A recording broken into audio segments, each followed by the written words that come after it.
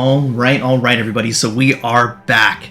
Last session, you all continued to recover and reclaim the ruins of Rockblight, the section of the Svirfneblin city of Blingdenstone that had been lost to an elemental creature.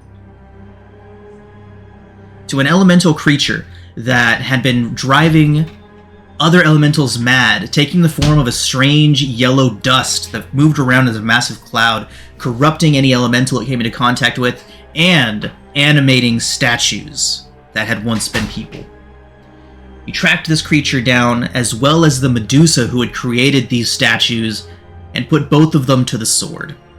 The Medusa, encountering her in her lair, was waiting for you, but was still no match for all of you, even though in her madness she got the jump on the 5 of you and was slain.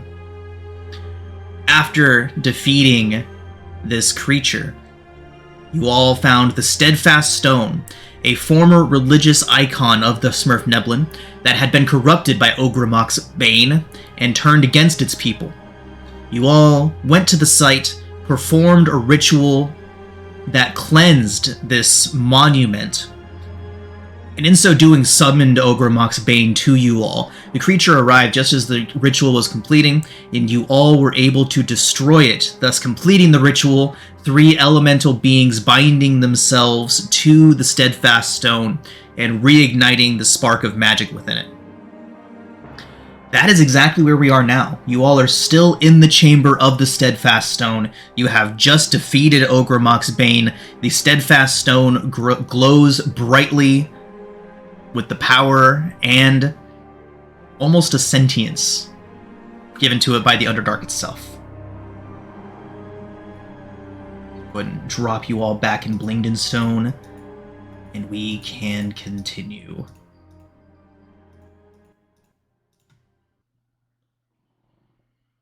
Alright, so you all are currently inside of Rockblight in this particular zone of Blingdenstone. You have just cleansed the Steadfast Stone.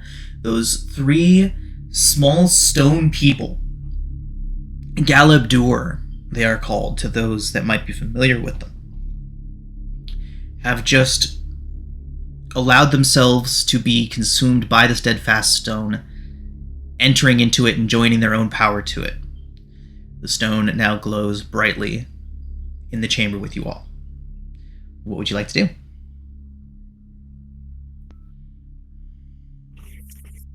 Aranis, do you sense anything from this stone? I'm not sure. Let me get a bit closer, and I'll walk over. Okay. And I'll hover my hands over the stone and concentrate if I feel any. Well, I'm not great at arcane stuff, but any divine stuff. Why not? You do in fact feel divine magic coursing through the Steadfast Stone. Do I make a religion check.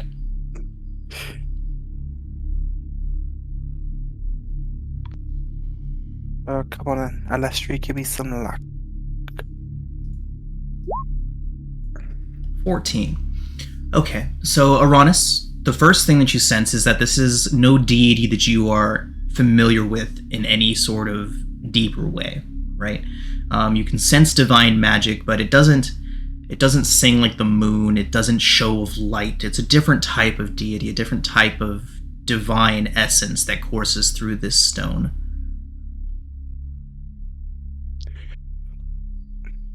Well, I can tell you that there's definitely some form of divine magic at work here, divine energy.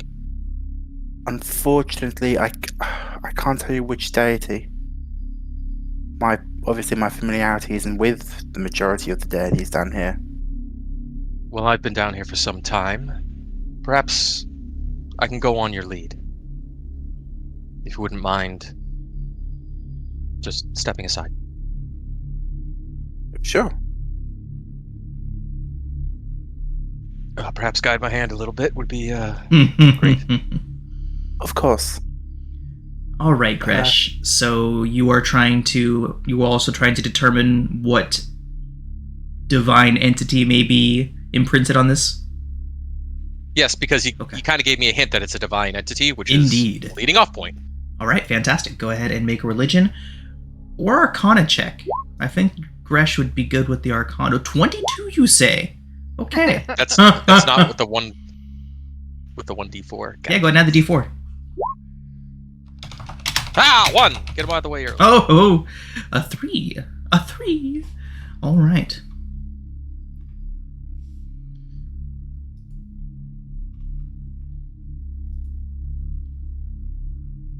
Okay. So, Gresh, you get the sense of, again, divine energy coursing through this. You do...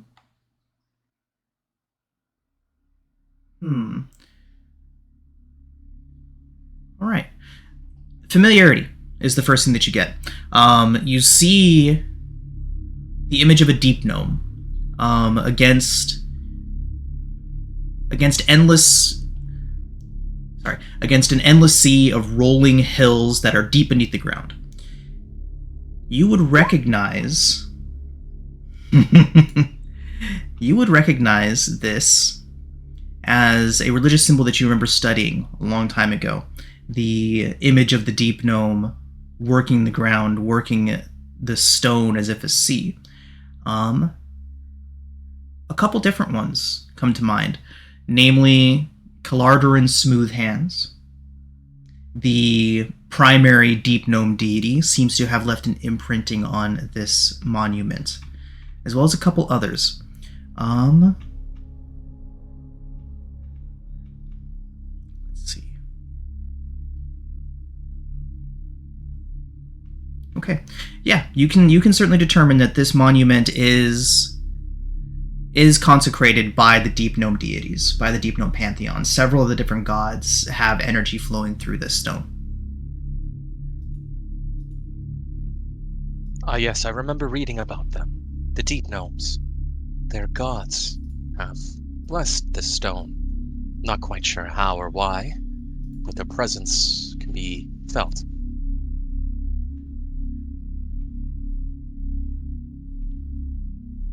Cillian, why didn't you touch the stone?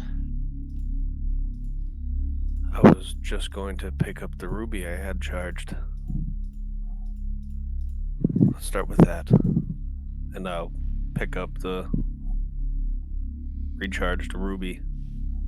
Fantastic.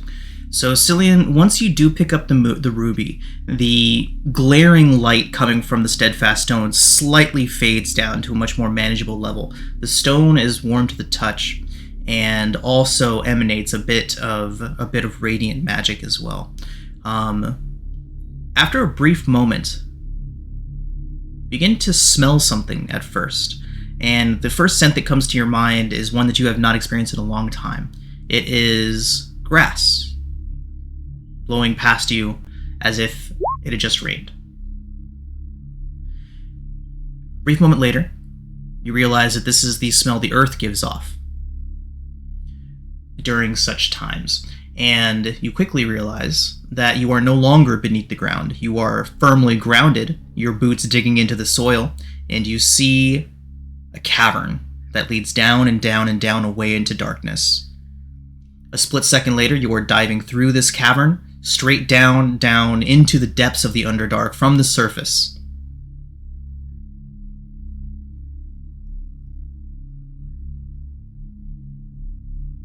It ends there, but you sense that there is more. That something has blocked your path. If you wish to try and push through this block, you will need to make a religion check. Oh yeah, I'm gonna try that. Okay. Big rolls, neg 1, here we go. Okay. Cillian, with an 11, you do your best to push back this block, to push past this blockage, but all you can do is hear on the other side of it. You hear the sounds of distress, the sounds of cities crumbling, Deep gnomes, dwarves, and elves all crying out, and the colossal roar of several titanic beasts. But that is all.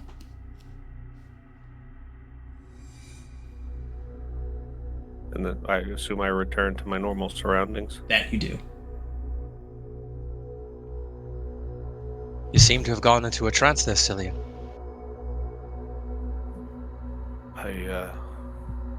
I was on the surface. I saw grass. And in front of me was a giant cave leading down to this dark of unders. And it was just pitch black.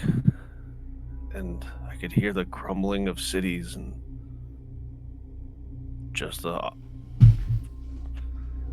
worst screams and demonic, just not good.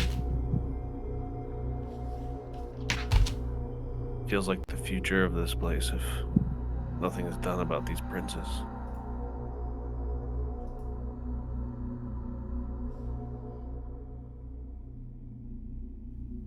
Just generally good news, and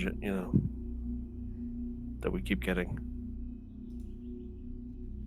Yes, it seems that even the Deep Known's deity, Kala Duran, is having trouble. Perhaps that's why the spirits of the Deep Gnomes are still remain.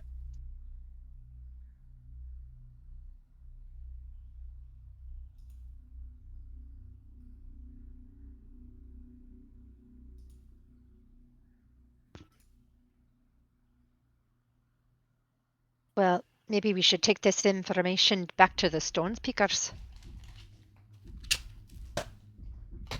It would be for the best. Maybe those spirits that linger are actually attracting the demons.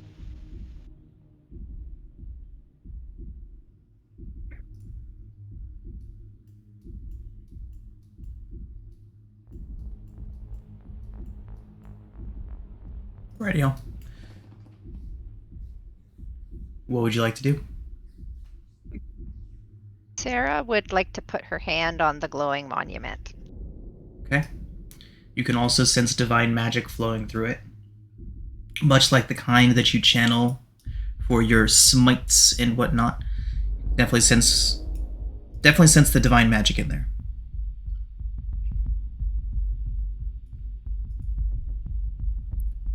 The whole time we've been in proximity to this, have I noticed any reaction from the stone speaker crystal I got in Gracklestug?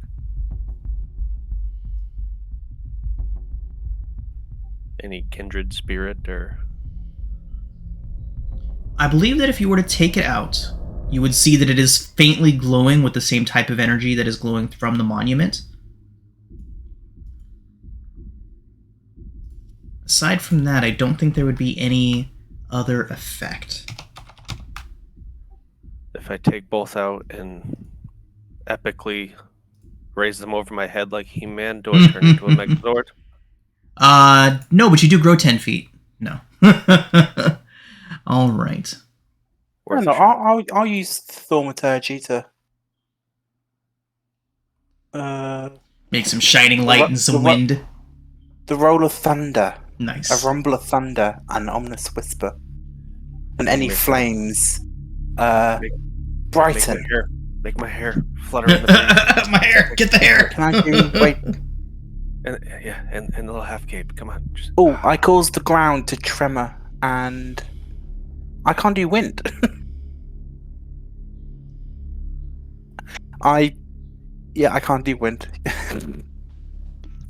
But I'm sure your hair is moving because the ground's shaking a little bit. I can do wind. And she'll go up on her tippy toes and go. Make a Constitution Cillian. check. Me? Yeah, you. Oh, please fail and pass out. It's a mighty gale. Through your locks, Cillian.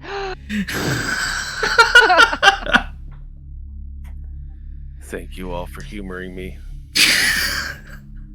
On a side note, I don't feel so good.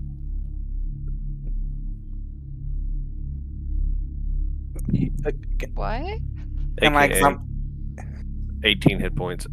Oh. Oh. Falls over bleeding. Please, I think Sarah's got like poop. You're such a suck, Cillian. Look at me. I've got a gaping wound on the side of my face. I'll have you know this is the worst honestly paper under cut I've control. ever had. It just keeps bleeding. Okay. Let's get you both somewhere where you can rest. I think my ankle's broken, Cillian. Look, I can turn my foot the other way. Oh, God. I don't throw up. It's not a competition. Who's the most gravely wounded? Come on, I'll take them both by the arm and let's get you done with the rest. Before, I don't know, a stalagmite drops on you. Don't worry, Schrodinger's not too far away, I don't think. If you fall, Sarah, you'll get back up, one way or another. Hmm. Don't worry, sir. I wouldn't let your existence become that. I know. The two zombies look offended. That's alright, I'm talking about you. Aren't the zombies dead? Didn't they get blown up? I think they did. And to be fair, if he did turn us, that'd only be the third weirdest thing we've seen since we've been down here. That's the spirit, Cillian. Onward. That's a nice optimistic approach to take to this. Gotta be optimistic in your pessimism. Well, one thing gives me comfort. At least there's divine magic and presence floating through this stone. The evil hasn't completely taken over. No. Give it a week. It is bleeding through, however. Yes. The visions, just like the other stone you touched, are not good. So, I say we get out of this horrible place. Agreed. Yeah, I'm on board. Cillian, were you supposed to take the ruby, or were you supposed to leave it in the stone? I was supposed to recharge it and bring it back to Okay, I what's just his wanted to make sure. Okay. the really overeager priest guy. Okay. Oh, speaking of stone, Aranis, do you want to take the yellow stone out of your pocket? I have a yellow stone. Aye, the cursed stone that Grish Evil. so generously gave you. How did you know what it was afflicted by? Oh, the cursed stone. Yes. You all did something to figure out it was cursed so when you first found it a couple sessions ago. I believe my sword said it was cursed. Yes. I'm pretty bringing you back from near death, Sarah. Kind of drained me a little bit. I won't deny. I definitely need to rest and recoup some of my strength before I try to identify or remove whatever curse has been floating around this stone. Could you just take it out of your pocket? I'm curious if it's still yellow. Okay. Ta-da. It do still be yellow. Ooh, It'd be yellow. okay. Put it back in your pocket then.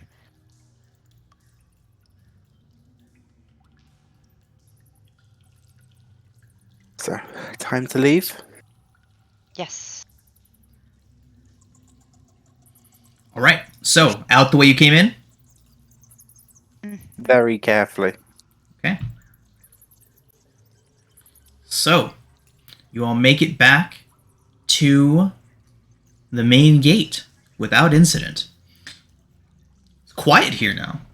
Even the spirits that haunt the residential areas kind of poking their heads out from their hovels and kind of watching you go. Well, there are still several spirits here, but none of them are hostile towards you. Pushing through the one gate, make it to the next one. And before you even make it to the gate, you hear the familiar sound of the gnomish captain of the guard calling out for you all. He calls out, "Announce yourselves and state your purpose."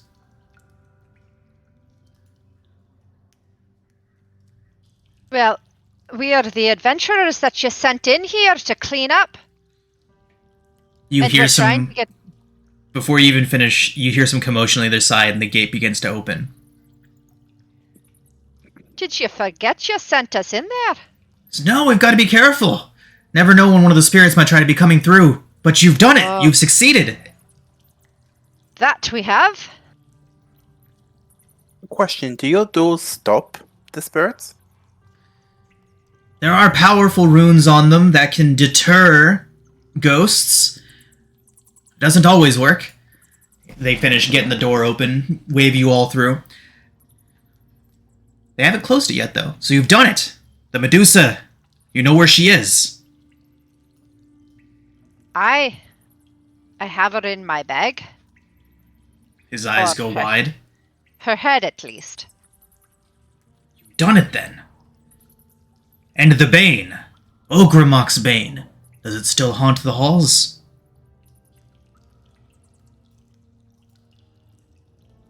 Do you mean that cloud thing? He nods. Oh yeah, that'd be dead. He begins shouting to his men behind him. You heard him, boys! Gather up! Get in there! The reclamation begins now! Secure as much as you can! As men begin, all of the gnomes of the guard begin working their way in. About 24 of them begin making their way into Rockblight. You can tell that a lot of their anxiety and fear has been relieved by your words. So, Sark, the captain of the guard, turns towards you all, straightens, and gives a very official salute to you all. He says, "You all have done the work that would have cost us many, many lives. You've reclaimed a section of the city that has been lost to us for years. I thank you.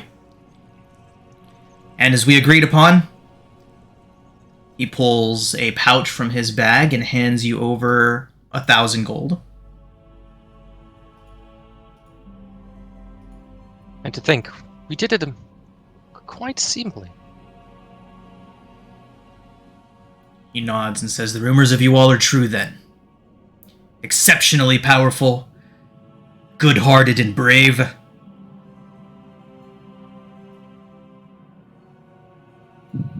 Don't forget the extremely good looking. And extremely good-looking. How could we forget?" Well, so, all in a day's work, really. And she tries to look modest, but is beaming from ear to ear.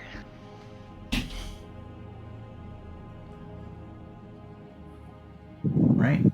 We would totally accept being placed as the ruling caste of your city. You know, Well, Xillian. be it far from me to knight you all in the name of Blingden Stone, but the Digger Modex would be happy to bestow such an honor upon you all, knowing what you have done for us, I'm very sure. Cillian, you wish to lead them? Yes. Well, I think knighthood sounds good, Sir Gresh. I don't know. If we're the mighty, then I don't feel quite good about the odds of this place considering what's coming. All the more reason to take what we can get. Right, Sark's look kind of gets a little bit concerned. He's like, "I'm going to take this win for now." And yes. Aye. And a very big win it is, and she sort of elbows Grush. We must take the positive and move forward with confidence and perseverance. face the new darknesses as they come, as it were, yes? And then he begins making his way into the into Rockblight with the rest of his troops. Yes, we must ride this wave of positivity. You're all gonna die screaming. Good day. It has been foreseen. Fuck. I think we would like to have a chat with the stone speakers, unless you have somewhere for us to go first. Is Schrodinger with us? Yes. True? Yeah. Tyler, you there? Yes. Okay, just, cool. Another bee flew in. Bees. The bane of the Underdark. All right. Sark Axebarrel has made his way back into Rockblight to continue the reclaiming of the zone for the people of Blingdenstone. Still no word from Topsy and Turvy, but according to what they mentioned to you before, they should be making contact with you soon. So heading over to the Speaking Stones for now, then? Is that what I heard you all wanted to do? I think it's on our list. All right.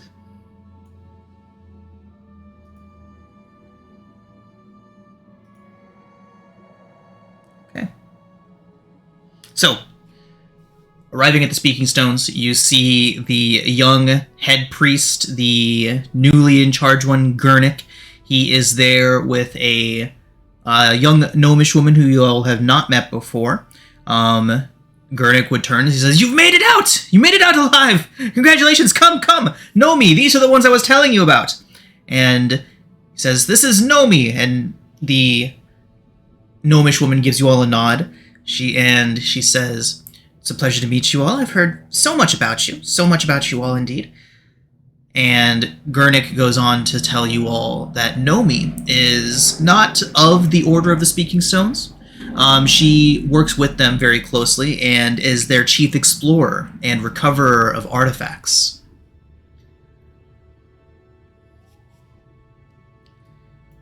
So Gurnik, how did it go? Ogremok's Bane was slain, and 3 gnomish entities appeared. Went into the stone.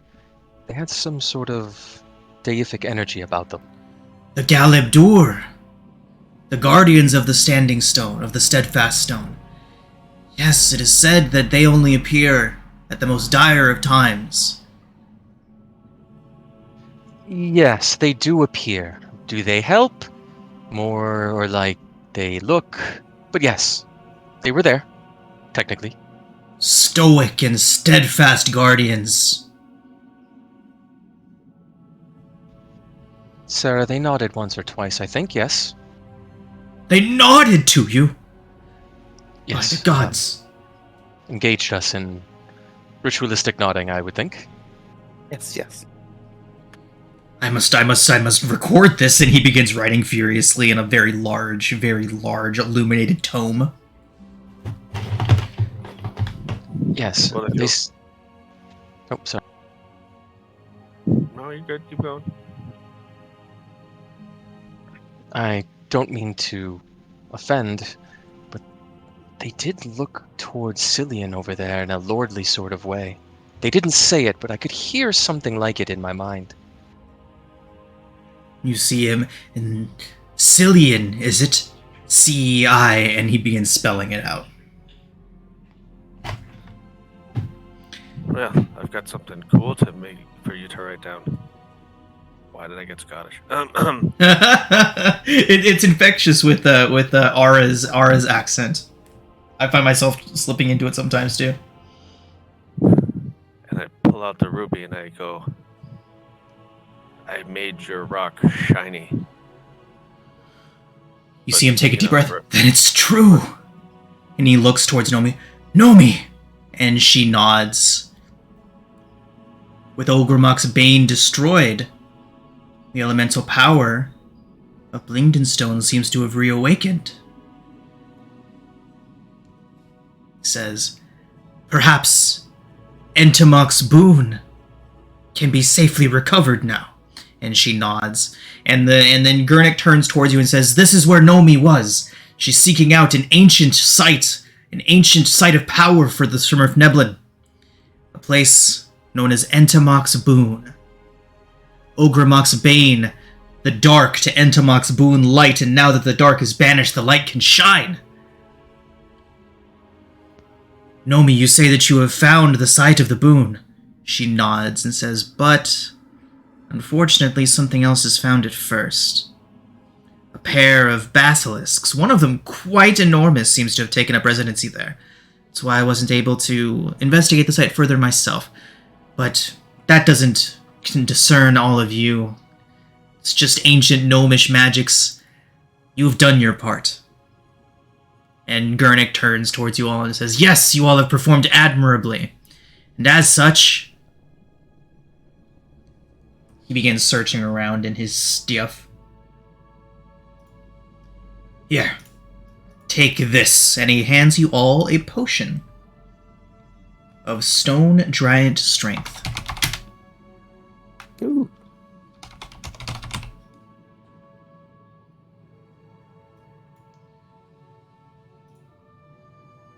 Could you tell us a little more about this boon? Says, aye.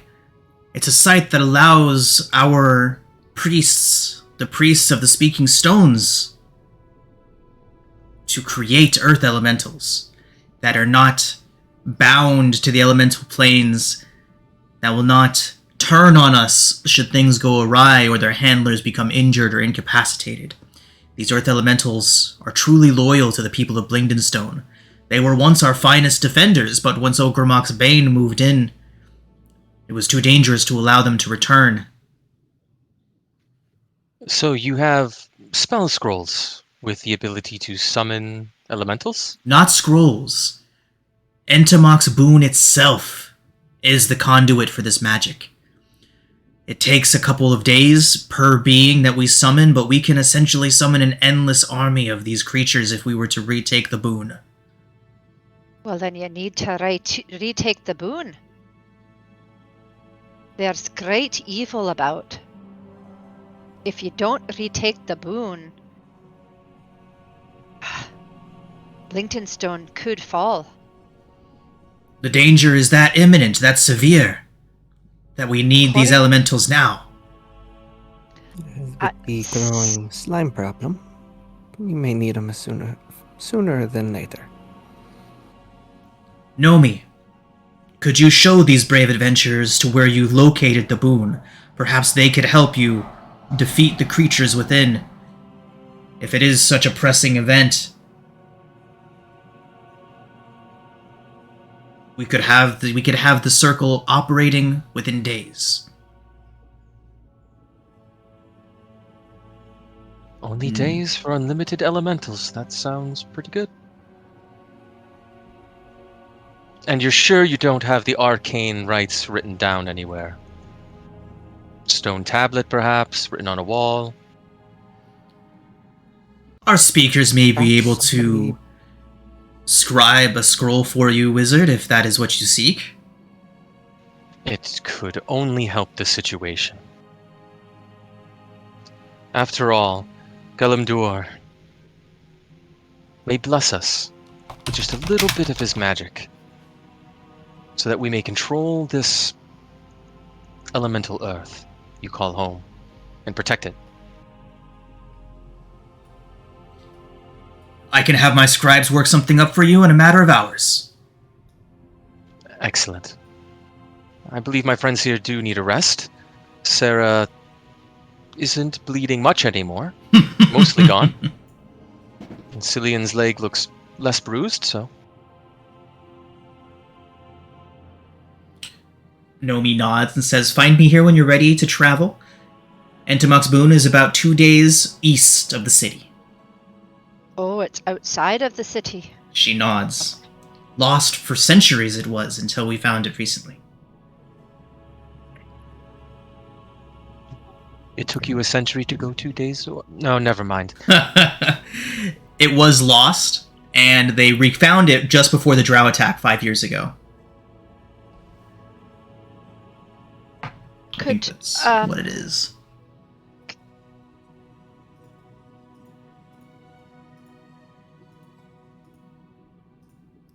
Could you have a look at a wee stone that we found in the rock blight?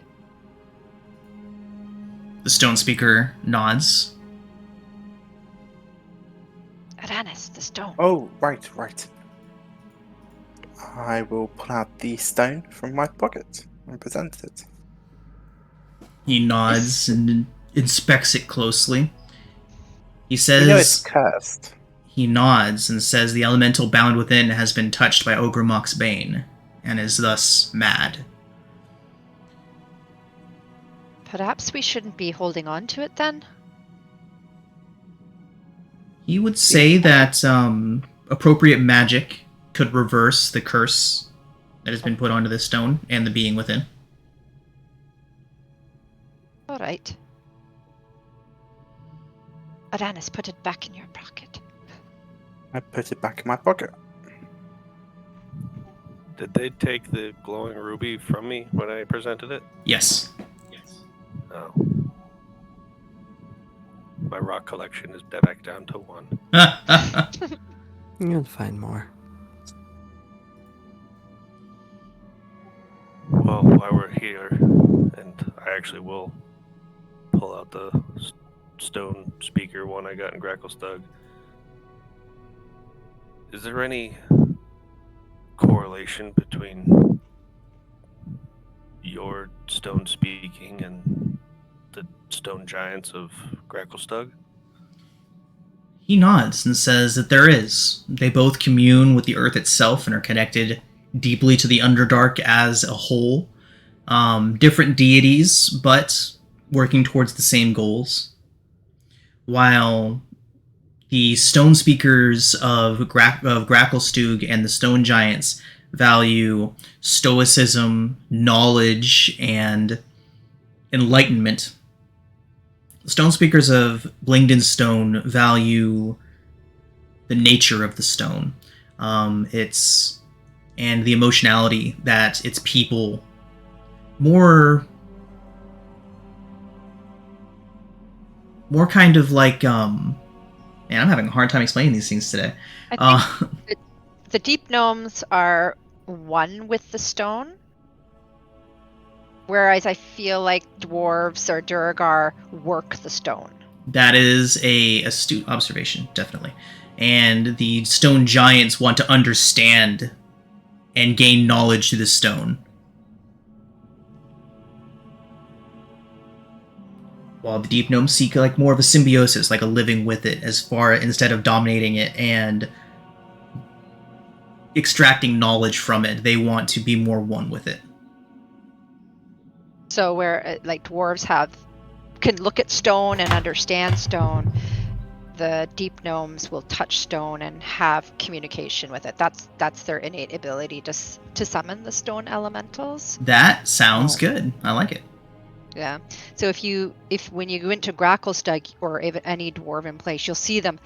Their homes they cut the stone and they build these beautiful monuments of stone. Whereas in Blingden Stone, their home, they take the rock as it is and they build their homes into the rock as it already is. Whereas the dwarves will cut and make, like I said, grand monuments. Yeah, or absolutely. this and that. Yeah. Absolutely. So, yeah. Most definitely. You can even see it in the architecture of Blingden Stone compared to Gracklestug, where Gracklestug is all hard lines and brutalist. Blingden Stone is very warm and smooth, flowing stone as opposed to hard lines. Yeah. What can you tell me of visions granted of the stone? By the stone? He says that the stone of the Underdark works almost like a record. It stores memories, it remembers what it sees. He's saying this with a very obviously religious undertone, but he says that the stone remembers everything. And sometimes it can even see ahead, putting together all of the things that are happening to reveal potential futures.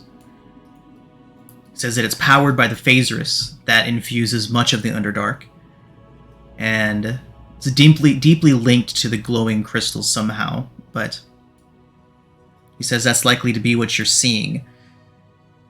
Past depictions as well as predictions that the stone is making.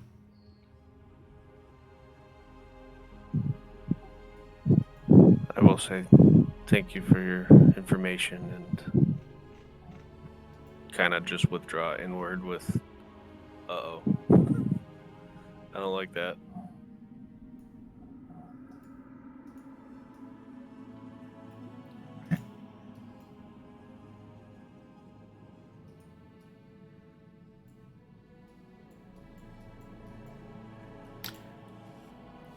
I think this is the time when Sarah would say it's time for an ale.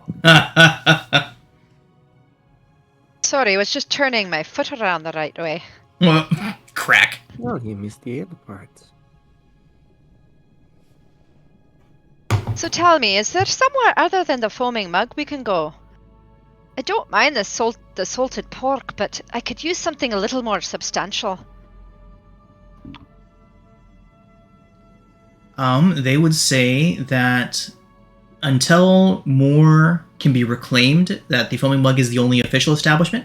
There's always food and drink at the Digmatic Hall, though.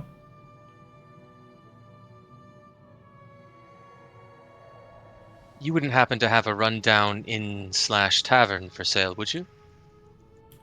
Preferably not ghost-infested? He would say that he would not know. This is beyond his forte. He is but a humble priest. All right. Suppose we can ask around. Let's go back to the foaming mug. Maybe he's got some new pastries on the menu. Thank you very much, soldier. Priest. I will Yep. join you in a little bit. I'm just going to stay here a bit longer. All right. We'll be back to go to the boon once we've maybe finished up a few other things around here. Thank you kindly for the payment. I'm glad we could help. Okay. Right. So 4 of you are heading to the Foaming Mug, and Gresh, you're staying at the Speaking Stones? Yes. Okay. All right. As the others depart, what is it that you wanted to talk to him about?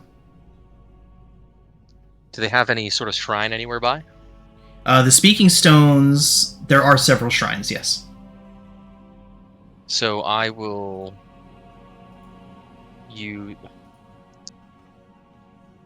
I will actually pray, but I will be talking using a spell. Sorry, my browser closed earlier. So I am going to use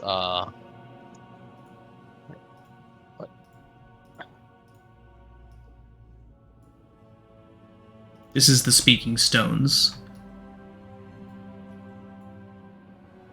Ooh. I'll be trying to commune. I'm not going to cast a spell. I'm just going to be trying to commune with my deity by finding one of the Speaking Stones. Going up to... Let me scroll out. Yes, I'll go into the Speaking Stones.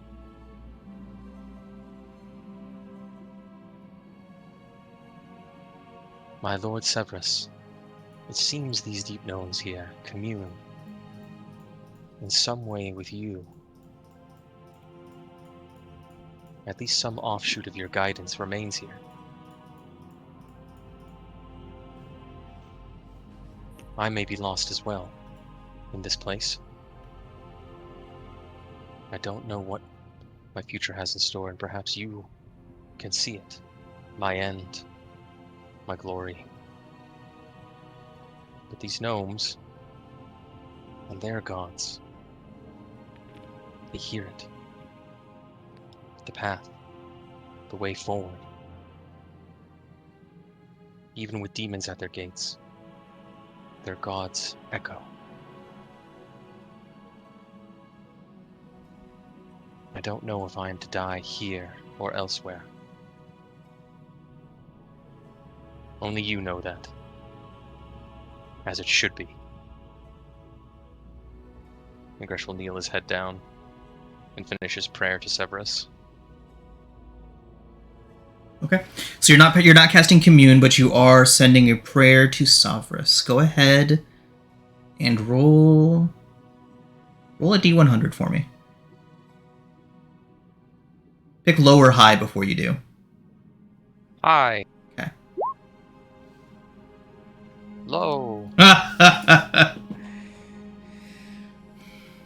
Wait, where's my D100? Oh. Yeah, it's down there. There it is. Okay. Gresh, there is no response at this time. You can try again, though. We'll say once per day, you can try to commune with Severus at these stones. Prayers don't need to be answered. I am totally content and not knowing my fate.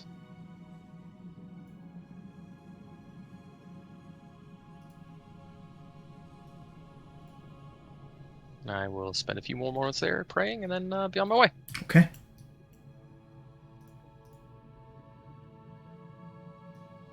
Alright, buddy.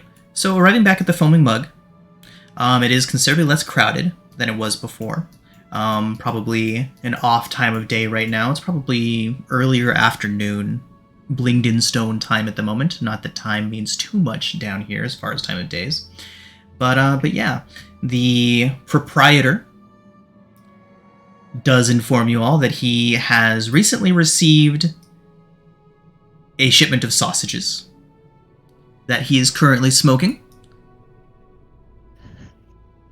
They should be prepared for consumption by guests within the next few hours. Aside from that, he has his regular ale and salted porks. Oh, do you smell that? Finally, some good news. Sausages. I do believe that is sausage being smoked at this very moment. Well then, we have arrived at the most opportune time. You have a very keen smell for meats. Yes, it smells like hickory. I imagine she can do the same for most ale. Do you smell that? I think it's the mead that we had last time. Quite the sniffer you have, Sarah. Hmm? That's quite the sniffer you have. Aye. It's been said that I can smell a good meal from approximately 5 miles away. Approximately 5 miles. I love the specificity. Well, I wasn't meaning to test it. I mean, it just kind of happens. Been right every time, too. Your food does smell delicious. But first, something to drink, I think. Tappy, did you get anything new with the sausages? He would say that, well, nothing new except for the sausages. He was quite impressed that the trader was able to get them all down here, preserved as they were. Must have had some sort of enchantment on them to get them down here so well preserved, as if they were just rolled up days ago. Magical sausages. Happy day. I always imagine that if you cast Gentle Repose on, like, meat, that it won't go bad. I feel like that's canon. I can see that. But there's also... I swear I've seen something about, like, not an icebox spell, but, like, magical items that keep things cool. Right. Maybe like an artificer Ice could have bolt. made some weird ice box or something like that. Wouldn't be that hard. You just need a wizard who knows a cooling spell. And a chest, I imagine. Let's start a business. Gresh is already trying to find a tavern to buy. We can revolutionize above and below ground transport of perishable goods. Wow. We'll make a tube for transportation. Lofty goals indeed. Oh, we'll just employ wizards, and they'll just cast Gust of Wind, and we have shipments going in and out on a schedule. We can industrialize this place real easy. Could probably talk down the sale value with the impending apocalypse too. Good job. I mean, at best, it's just a rental fee.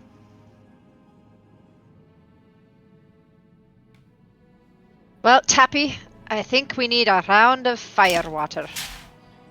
I feel like I've been to hell and back. Moments later, it is at your table.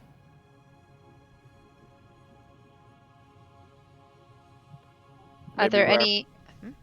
Maybe wrap that ankle in some salt pork while we wait for the sausages. Ah. No, I've got I can maybe heal you all. You all do have the time to take a long rest if you'd like to. Definitely use some downtime during a long rest.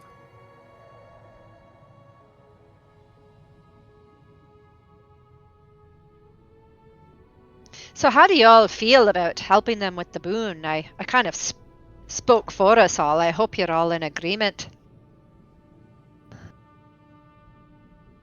It does delay our Okay. departure from this place. With our slime friends slowly getting dragged to the middle of this place, they're gonna need as many golems as they can possibly summon.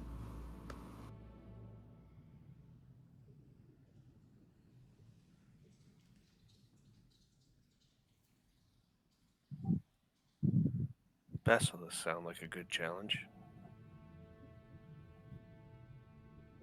You might want to fill up on some pork before facing a basilisk. I didn't mean like right now. After a nap and a sausage. Schrödinger, do you know what a basilisk is? Is it like a lizard? It is a lizard. I believe it has poisonous capabilities.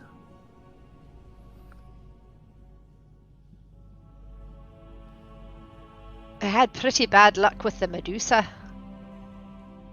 Do you think these creatures are as tough as that? It could be, especially given that there's two of them. We could be walking into their nest. And this is the Underdark. Oh my.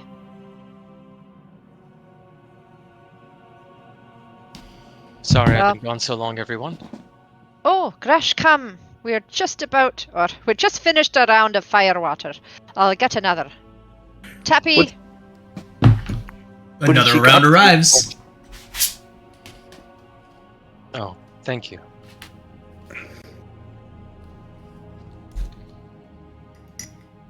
My tolerance isn't as good as yours, so I hope you don't mind if I take sips. no, you can't do that, Gresh. It's not allowed. You've got to suck it all back. Sarah doesn't allow sipping.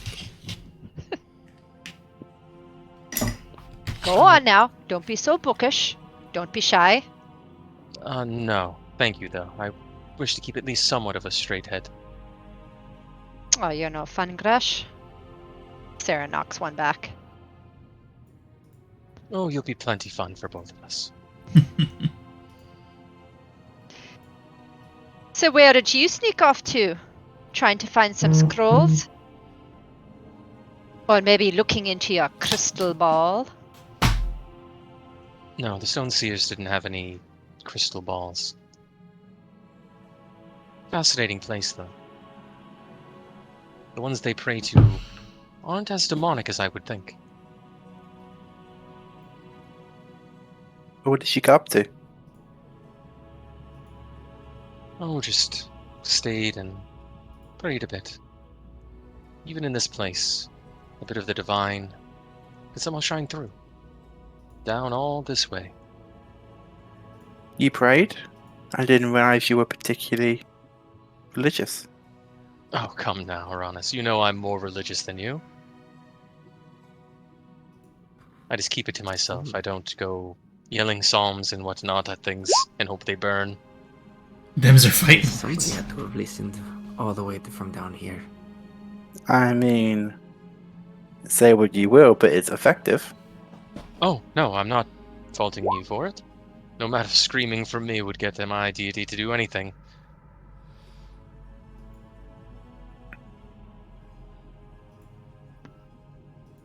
I think we can agree to disagree on the who's more religious.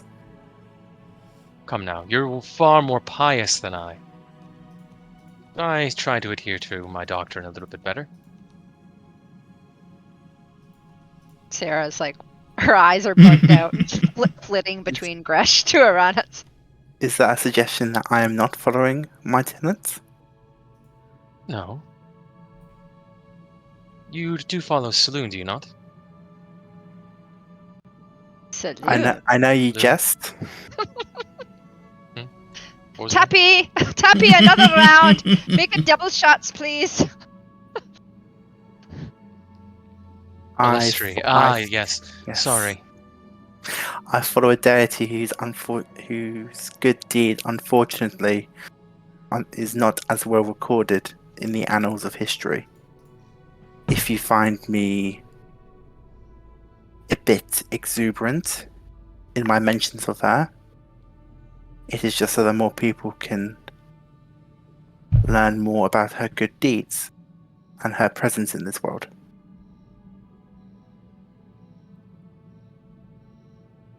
For what it's worth, I believe Illustri is a rock-solid goddess. Why, thank you, sir. I'm very confident you will become one of her most favoured people to help me heal. I've benefited very much from her silver light of goodness, and, you know, whatever else she's about.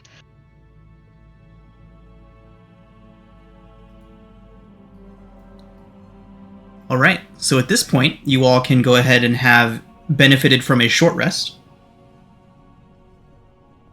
Say that we've been hanging out here for an hour already. I have 0 hit dice. This wouldn't have helped me at all. Perhaps we should get ourselves a room while we're here. So, Crash, if you don't mind me asking, Yes. at whose altar do you prostrate yourself? I thought it was fairly clear. I suppose I don't say his name every 2 days. Wait. Looking at Grash, do I see anything that would say who his deity is? Gresh, do you carry any religious iconography on you?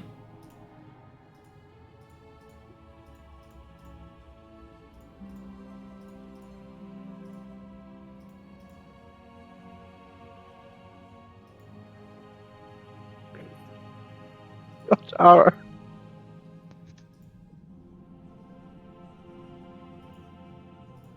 It's not nearly that tense.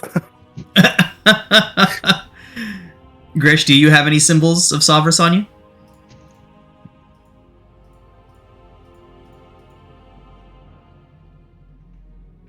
We lose Plax? Hello? Yeah, I think Hear I him? can't hear him. I mean, I know who Savras is. Is he... I know he's one of the lesser followed deities. Can you hear me? But- Yeah, we got you. Yeah, We got you now back. we Okay, can. we got you. Yeah. Something might be broken with my headset. Oh, I was talking. No, he just wears scholar robes and a stone of good luck around his neck. There would be nothing for Uranus to perceive as far as symbology or iconography. Would it be within my ability to make an educated guess?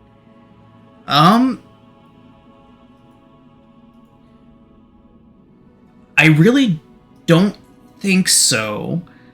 That's fair. Gresh hasn't really made it obvious to anybody yet.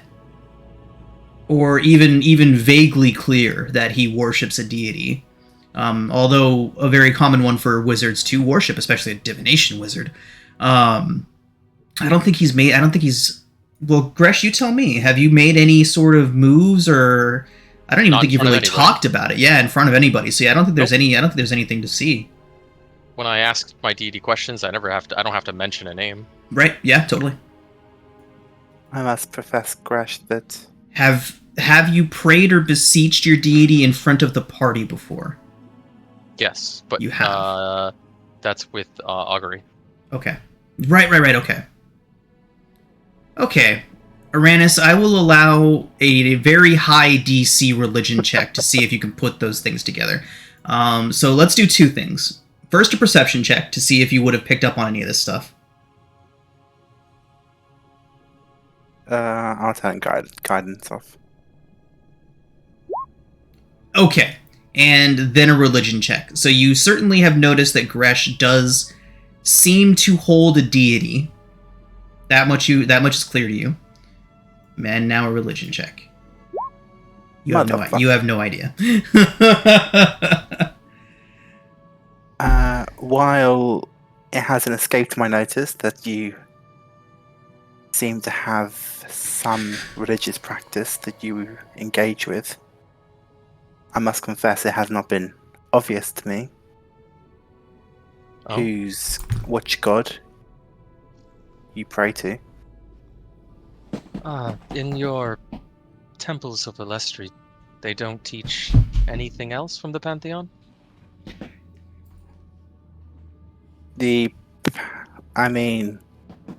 Which Pantheon are you talking about? Elestri is part of the Dark Seldrun and the Seldrun. Well, yes, but we all know of her relationship between the others.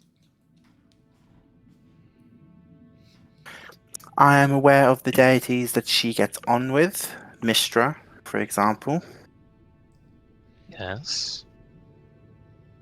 And the one very known one that she doesn't? Lolth? Yeah, I thought that went without saying. It does. That's what's so concerning. I know you, of course, but many, especially on the surface, if we do get there, won't.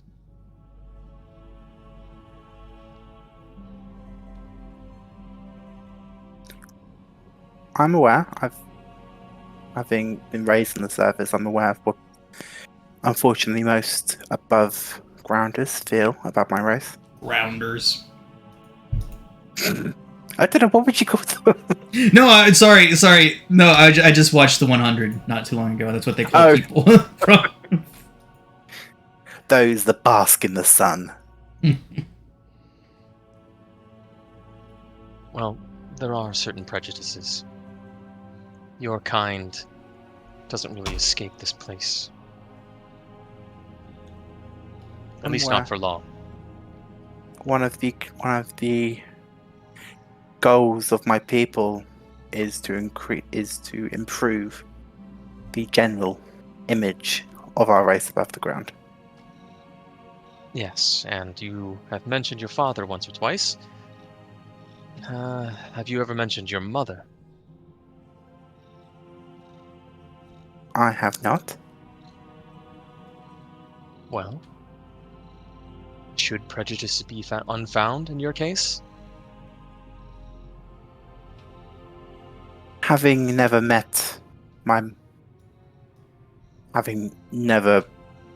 consciously met my mother, I cannot say what she is like. However, given the general attitude of my race, especially those raised down here, I can't imagine she is the most agreeable or friendly of drow. Right. But then again, she had me. I like to think she's where I get my optimism and my cheery personality from. Oh. She could be good. You don't know. Well, true. I can't be 100% certain. 99's about as high as I can go. Maybe 99.9.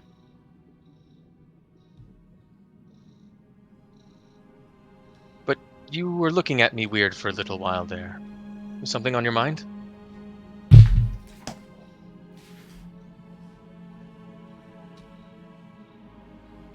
No. I saw your brow furrow. But a thought escaped your mind. At least from what I could tell. When in the conversation was this? Sort of spaced out, pondering something while looking at me.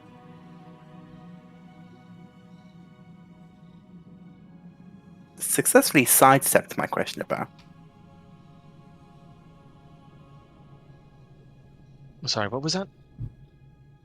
Have you been drinking too much firewater? No. If you saw a pondering look from me, if I was trying to think back, if I could determine which deity you find yourself in service of, or fealty to. I don't serve necessarily. I just merely pay my respects. In full. My magics aren't exactly given freely. Mostly, you must be entrusted. I'm sure it's just like yours. Not everyone can call on the power of Alestri and be answered. That is true. But I beg your pardon. I mean, I've assumed you were like Schrodinger. Your powers and your magic comes from learned experience I'm not rather a than Khajiit. divine I mean- source. I'm nothing like Schrodinger. I'm an elf. He's Well, got yes. fur. I'm not talking about physicality, but in terms of your skill with magic, I had assumed this was more of a learned thing from study and Yes. the scribbling away of arcane secrets rather than beseeching the divine. I merely look to every path that could come. I divine what I can and entrust that we will end up there. For good or bad. But I do have faith in those outcomes. That they will happen.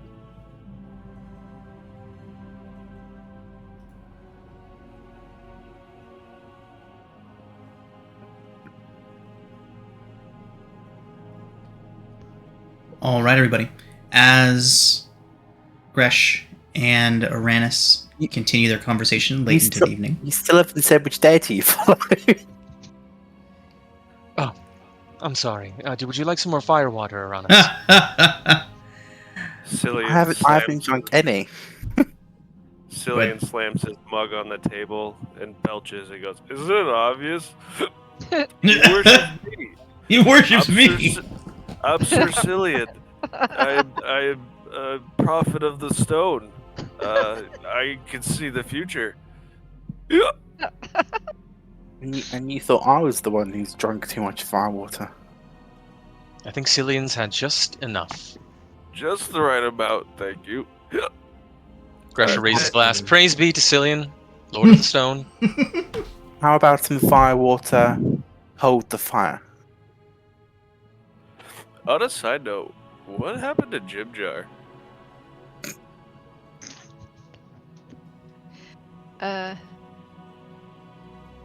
Yeah, where'd he go? He was ditched just us. like, "Hey guys, what's up?" And then he's gone.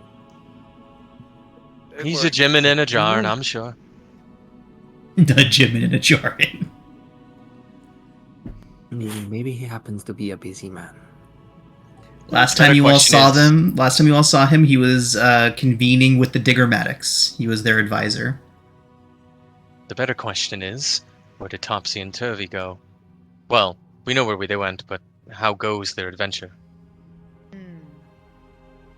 Well, Well, in I the can only hope that they're just fine. in the morning, I could contact them, ask for an update.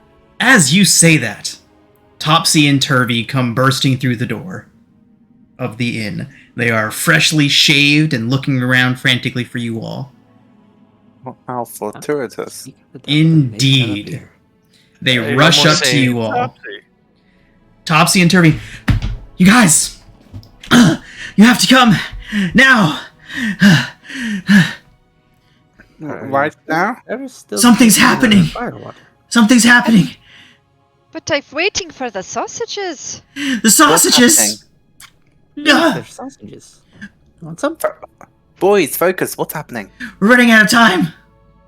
For what?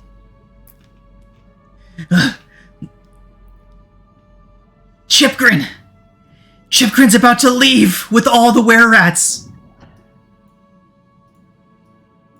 And where's he going? Anywhere! Running from the oozes! Oh my goodness. Plural? They said that they'll wait just a couple hours to hear you out. Oh, I didn't know we were on a timeline. No, me Okay. neither. Let me just eat this Tapia, the sausage is almost ready. My good man, how long does it take to smoke those things? 12 hours! Oh, for God. 12 hours? If you've ever smoked a sausage before, it's a time-honored art. So how many What hours are is you it? using? A candle? Slow How many spoken. hours? How many more hours do you have? He starts counting.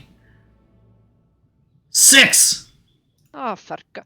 Would you just give us some butter tarts? We've got to go. He nods. In his defense, you really don't want to rush slow smoking your meat. It's worth it in the end. So, with some pastries in hand, a drunk Cillian, and well on their way to being drunk, Sarah. Are you all ready to follow Topsy and Turvy? I think I Yes. need. Did we get a short rest then? You did get a Or short is that- rest, yes. You did get a short rest. Okay. Although Aranis is out of hit dice, so. And also spell slots. Convenient. Hopefully you don't get into a fight. Aranis is exhausted. Alright, everybody. So go ahead and take your short rest if you have not already, and then we will take our break. And when we come back from that break, you all can have your meeting with the Gold Whisker clan. Alright, everybody. So we are back. Topsy and Turvy have just burst into the foaming mug with an urgent message for you, saying that the Gold Whiskers are preparing to leave Blingdenstone because of the oozes. They haven't gone into any further details, saying that it is urgent, and that if you wish to speak with them, then now is the time, and it can wait no longer. So while some of you are mildly incapacitated, speaking of which, I need Sarah and Cillian to both make Constitution saving throws. You do? What's wrong I with do. them? They've been heavily drinking and are subsequently fine. No ill effects. No ill effects. Alright. Leave it to Sarah to turn it into a contest. Yes, Sarah, you have won. Alright. So, now, do you all follow Topsy and Turvy back through the city? With haste. With Yes. haste, they say. Tiredly. Alright, so rushing through the city, blowing past people. People stop to turn as you all rush past them, mildly concerned. Every now and then somebody calls out to you, but in your haste you ignore them and make your way to what looks like a pile of rubble. Topsy and Turvy immediately walk up to the rubble, look around to make sure that nobody is watching. Nobody is watching. And move aside one of the rocks, revealing a tunnel into the rubble. They gesture you all through. They say, go on, but don't take more than 4 steps away from the pile once you're on the other side, okay? It's very important. They gesture you through.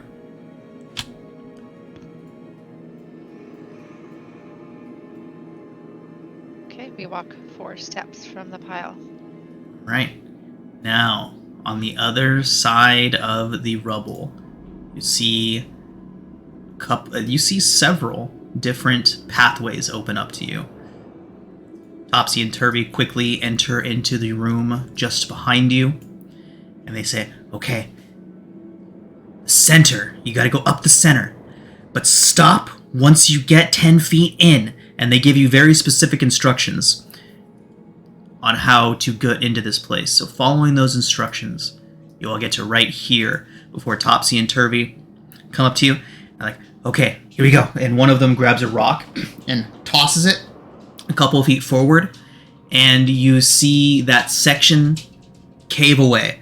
Beneath is rows upon rows of spikes and other debris that had fallen in. Say, you've had to be very careful, very careful. Lots of things trying to get in here. No real defense from the city. And they lead you around this trap. And they say, and that's the easy one to get past.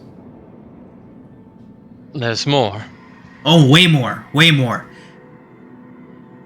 So as they lead you through deactivating traps as they go, you begin to see other deep gnomes poking their heads out from inside holes in the wall, their hovels. These ones do not share the same disposition as the deep gnomes from the rest of the city. These ones are very suspicious. They glower at you as you pass.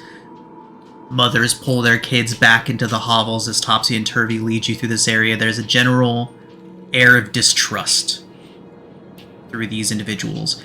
And as you go through, a were-rat in full shifted form steps in front of you. He says, where do you think you're going, Topsy? Turvy? Why'd you bring interlopers in here? Topsy and Turvy will say, these are the ones that are going to help us. You got to let us through. And they look up towards you all. You all think you can get us out of here safely? You all think you can convince them back there? Let us live among them?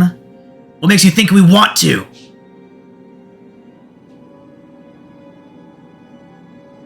Well, what is it that you want? We want to be left alone. And another one comes up from behind. You don't speak for all of us. You can see there's quite a bit of turmoil going on here. A lot of them begin arguing amongst themselves. Several were-rats come out from their hovels to begin in this argument. You can tell that there is a lot of debate over what to do. Some of them are saying that they need to leave. Others are saying that they need to stand and fight. Others are saying that they should ask the other Smurf Neblin for help. There's a lot of dissenting voices going on here. But the number one thing that you keep hearing about is oozes. The oozes are coming further into the hovels. The oozes attacked so-and-so. So how many oozes do you think are coming? When you say that, the conversation dies down, and the one who confronted you initially turns towards you and says, all of them. Every ooze in the Underdark is converging on us. What do you know why? And with that, you hear a much louder, commanding voice say, no one knows why! At least no one here! Maybe them stone speakers will know a little bit more about it.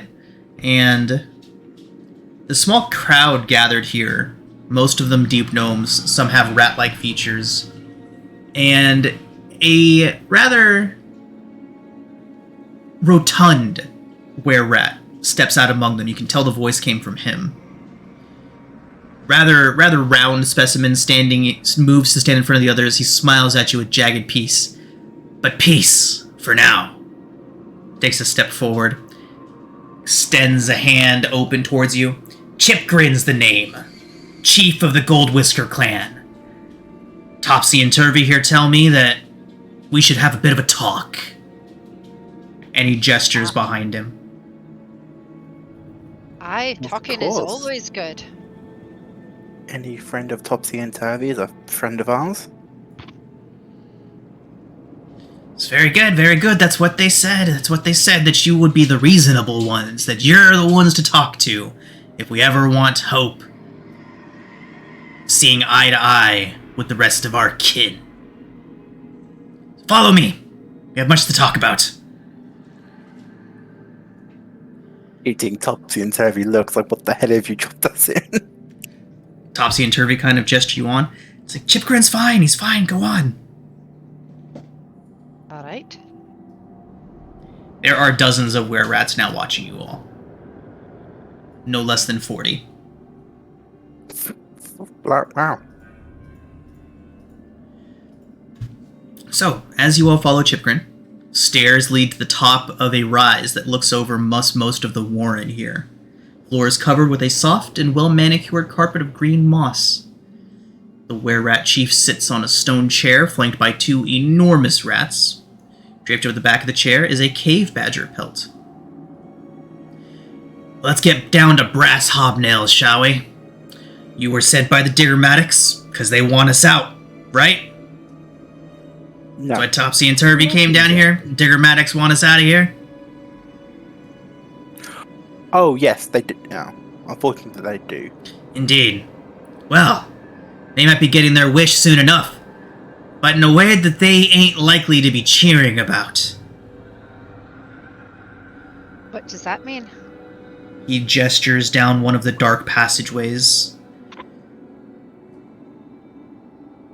I heard someone down there say all the oozes. He wasn't exactly... Well, it does seem like all the oozes are coming. But they're gathering around someone. I remember him when he worked in the tunnels. My kin saw him when he returned. I know who he is, what he's doing, most of all, where he can be found. If you... saying he's controlling the oozes. He nods. He who calls himself the Pudding King. The Pudding King. The Pudding King. Sounds Is this delicious. Pudding King one of your people? He was, at one point, become something else.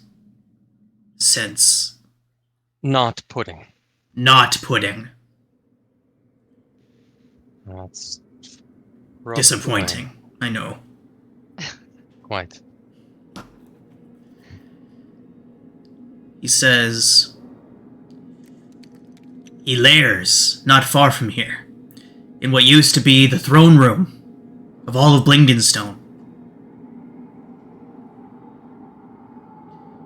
Would you like to see what it is we're up against and why my people and I must flee this place?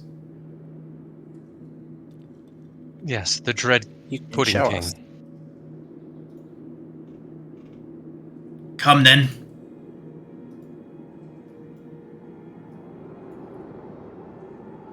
He lairs just past the refuse pile. Oh, after you, Sarah. As we walk, imagine we're walking for a bit of a length of time. Uh-huh. I would say not to involve ourselves in the somewhat tense relations you have with the rest of Blingdenstone. The Diggermatics did seem to suggest that they had attempted some diplomatic options with you. By attempted diplomatic options, you mean marching in here with several dozen soldiers and trying to kick us out by force? Is that what you mean by diplomatic options? I apologize, I could only go on what they said. I mean, Well, that would you lady like us- Diggermatic, she's got a good head on her shoulders, but her husband, he's got war on the mind. All he can think about is how to drive us out of here with force. He We've turns done a towards you. number- We've done a number of good deeds for Blingdenstone at this point. We may be, with this under our belt, maybe we could talk to the Digomatics view. It seems a shame that you have to leave your home. And there might be another solution. He turns towards you and says, "That's what I was hoping for. You see, me and my people, all we want is to go back to our homes. If the Diggermatics agree to stand by us and fight for these Warrens, well, maybe we can find a peace between us. But I don't think they'll listen until they can see with their own eyes, or at least hear from somebody that they trust, just what it is we're facing down here. My people and I can't do it on our own, and neither can the others in Blingdenstone. We need to come together to fight this. Or my people and I will be forced to leave them to their fate."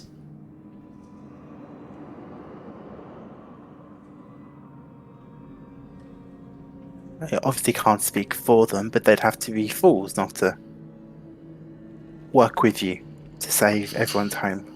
Well, Uranus, they did have quite the Medusa situation they couldn't handle. Yes, but to be fair, she was kind of just staying in her little room. Yes, and they would have lost, what, most of their lives to try and take her down? No, true.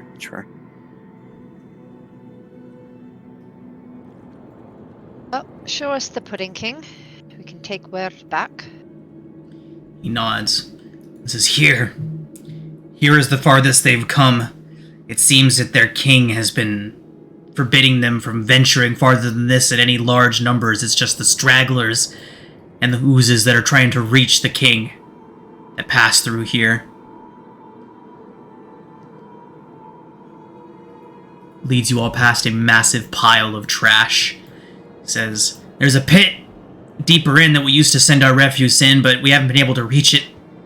Apologize for the smell." And and he gestures down towards a pair of deep gnome bodies covered in red slime, partially digested. "We haven't really had anywhere that we can safely bury our dead." I'm sorry. What's the highest passive perception? Is it still Uranus? Or is it Cillian? 17. Okay. Make a perception check, Cillian. Or Uranus.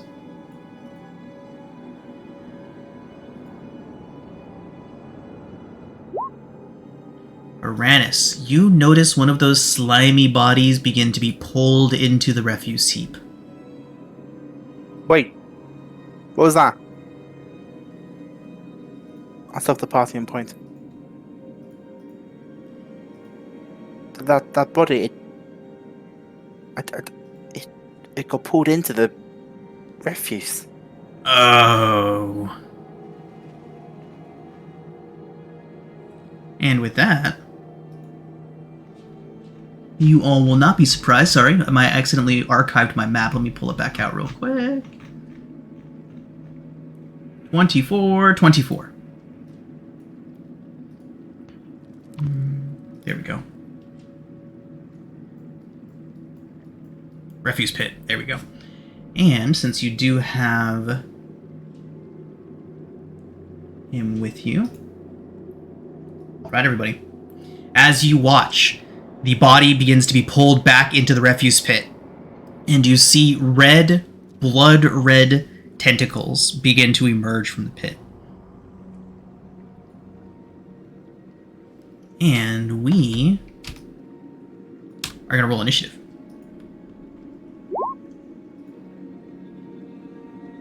Action! Is this mandatory? You can certainly try to run from them. I'm in need of bear. They're recycling. Bear, I thought Bear died. Bear is eternal. Bear is Where eternal. did you get a bear? Ritually recast him when I was at the altar of the stone masons. Oh, come on. So, Bear. bear, come to me. Alright, and you all need a were-rat. We need a few, don't we? I thought Is Topsy and Turvy with us? Topsy and Turvy are with you. Thank you for reminding me. What about We'll the have other NPCs? The other NPCs remained at the tavern. Lucky bastards. Where's my fighting princess? trash monsters? Yeah, no No deal. more fighting. I just want to sleep. Is this mandatory? No combat's mandatory. Running away is always an option. They're not doing wrong. I mean, they're recycling. It's a green initiative. Oh boy. Is Sarah worried after the last fight where she almost died? Yeah. Yeah. Well, I'll okay. kill you.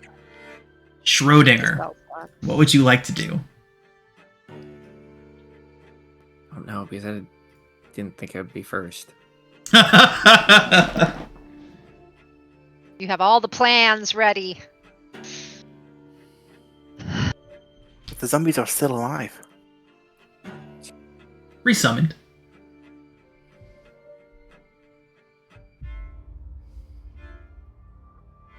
To chill touch this one.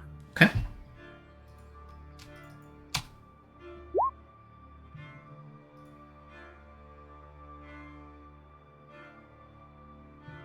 Ten does not hit. As your spectral hand lances out towards this thing, the skin, the surface of this ooze hardens. Most oozes are very malleable, very easy to hit, but this one, just as your attack came in, the surface where the attack struck hardened enough to deflect your chill touch. Oh, lame. Alright, on for zombie number 1. He's going to get close to the ooze. And attempt to slam. Okay. Does a 14 hit. 14 does hit. Just a point of order, being on the refuse pile is difficult terrain. Your zombie is still good to get into that range, though. So 9 points, okay. Okay, difficult terrain on the wreckage. Okay. And zombie number 2 is going to go and stand next to the other one. Because I don't think he'll be able to get to the other one. And yes, attempt to slam. Got it.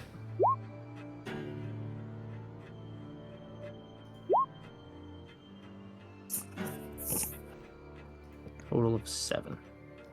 Okay.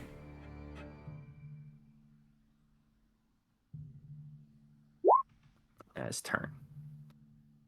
Okay.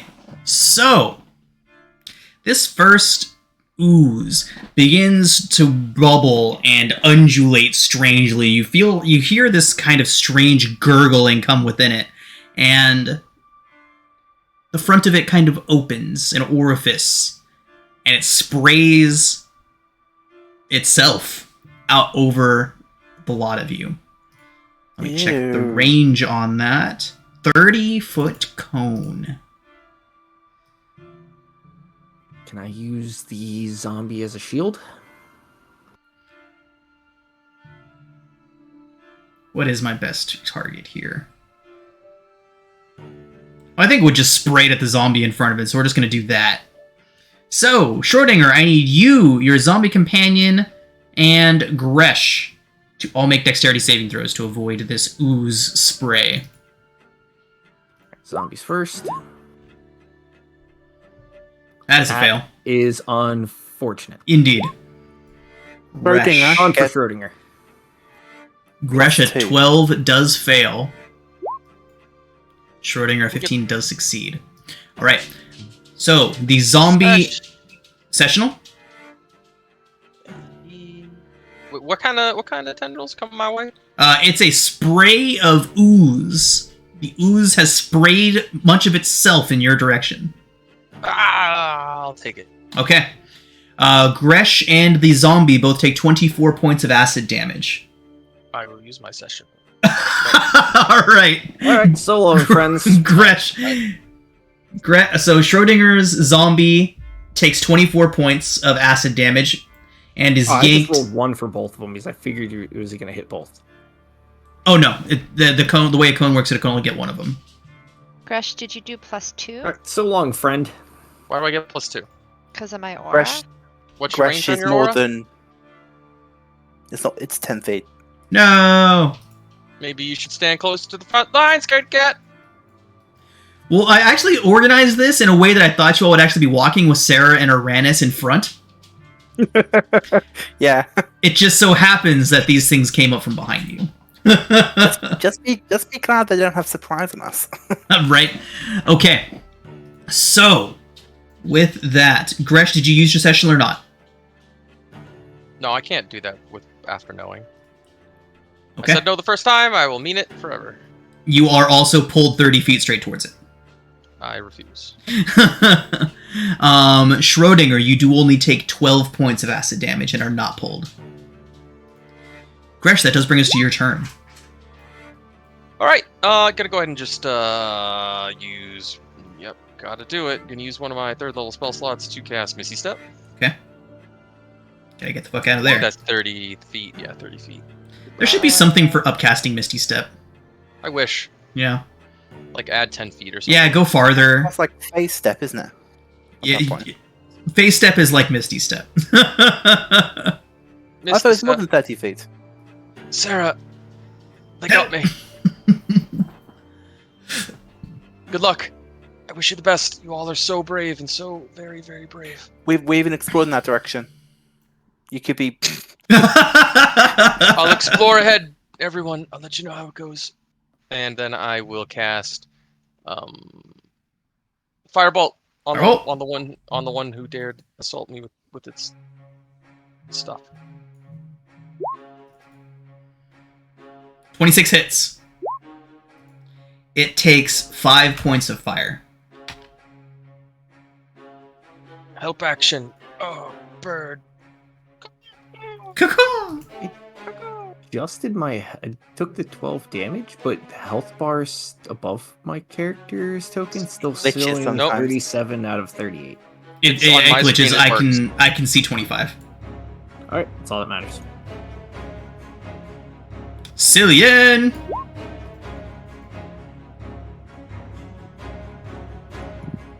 Hunter's Mark, the top who's one.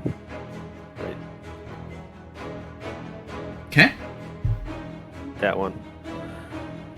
Understood. And 3 shots.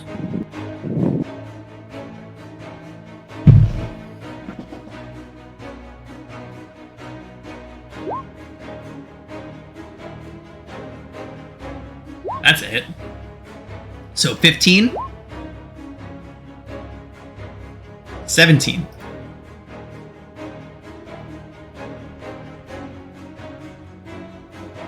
Okay. And another shot. 14 hits for 8. Another 6. Distracting strike. Nice. Okay. Ooh, nice roll. Yeah, good roll. Yeah, I'm glad those come back on a short rest. Hey, spiders gotta have some sort of goodness to them. Other than how many times they can hit something. Okay, anything else from Cillian? Yep, alright. Let's explore this way together, Silly and his brothers. You are a fighter. What you? Actually, you know what? Action surge. 2 more shots. Nice.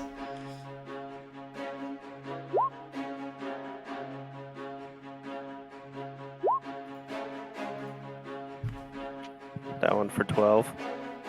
Okay. Good hit. Another 11. Jeez, fucking it up. Ooh.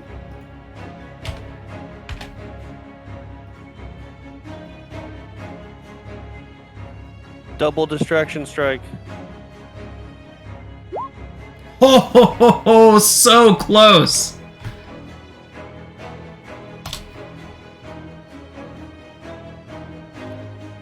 Oh, so close. So look over at Gretchen and I go, so anyway, I started blasting. All right. Does bring us to Topsy, Turvy, and Chipgrin. Chipgrin, you see him kind of crouch down in a bit of a fighter stance, and Sarah, you see him begin to blur, almost like he's moving too fast to register. His form becoming strangely difficult to focus on. He casts Blur.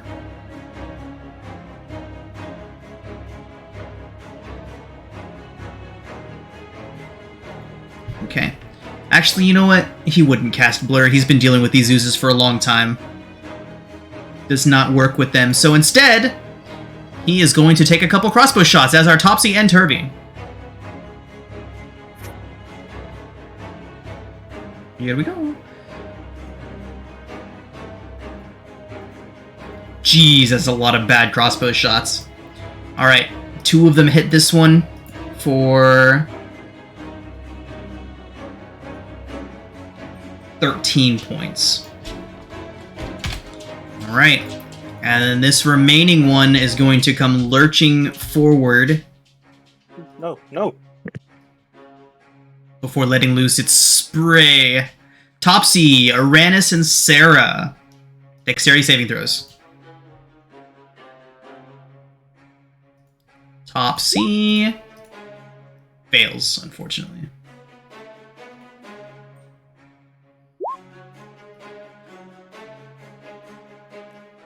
Alright, well, at least it was a low roll. So, Topsy and Sarah are going to take 15 points of acid damage. And Uranus, you take half, so 7. Unfortunately, though, Topsy and Sarah are both yanked 30 feet straight towards the ooze. Uranus. I'll step there. I will pull out my holy symbol, and in my head, because apparently I mention my goddess too much, and I will use Channel Divinity for Radiance of the Dawn. Alright. That's not a lot. Whatever. Can they both make con saves for me? You got it. DC 15 for 14. Half on success? Yes. Wait. None on success. Yeah, half damage. Okay. It says that. Fantastic. The one in front of Topsy and Sarah begins to dry up and become flaky and kind of shrivel away as dust. Bunch of just red powder at your feet, Sarah. And what about the other one? The other one looks injured, but it is still moving. Fair enough. I just double checking. I don't think I have any. Yeah, I don't think I've got any bonus actions, unfortunately. Okay. Yes, I do not have any bonus actions. Cillian suggests that you back up. Yeah, I noticed that. Thank you. Alright, Sarah. Really nice back here. It is, isn't it? Sarah's annoyed she didn't get to have her sausages, and now she's in this mess.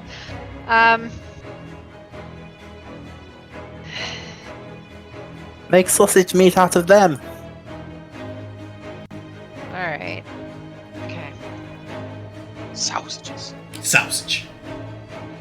So I think because of difficult terrain, she can get to here, and she'll take out her longsword.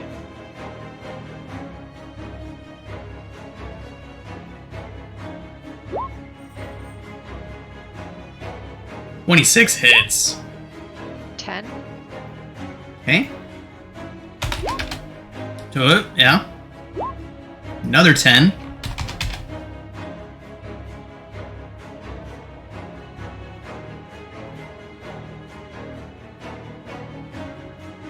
Anything Got else it. from Sarah?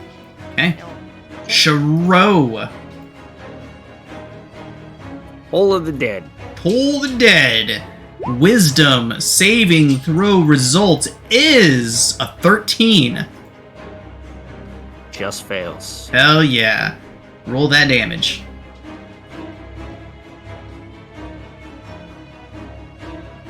Two D12. Kill it. Turn order is in the way. You gotta do 7 points, and you do so. So, Sarah, once again, you see this thing beginning to kind of vibrate and dry up and crack and kind of just begin to dry out and desiccate, and then it puffs into white dust. Do I have to make a saving throw? No? Okay, good. You may want to move. You're standing on top of what we're politely calling refuse, but I think it means shit. It looks rusty. Can't be sanitary. The pudding king falls to the custard queen. All right. Wait. Oh, we are out of initiative. We are out of initiative. Is everyone okay? You lost one friend, and that was about it. I'm sorry about your zombie, Schrodinger. At least it didn't feel it. Yes, it's true. You'll always get a new one. How you doing, Sarah? Been better, but pretty good. I have a potion. I've got one potion of greater healing left. If you wanna. Oh, there's dogs in the neighborhood freaking Don't we all have one of those?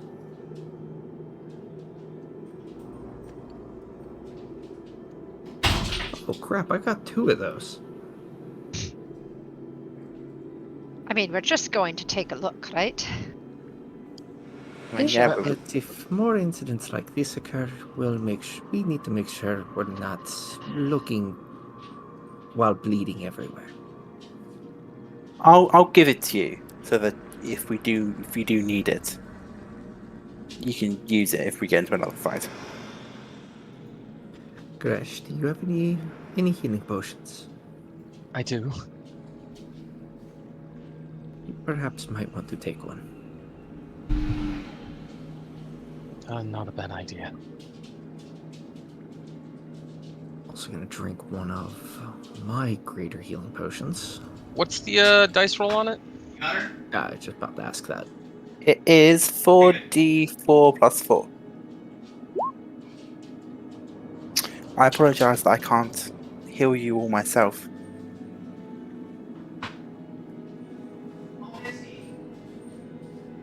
No worries. I'm feeling so much better. That's a brilliant rogue, Schrodinger. Nice, Well, if yeah. y'all are drinking, maybe I should do the same. Mead.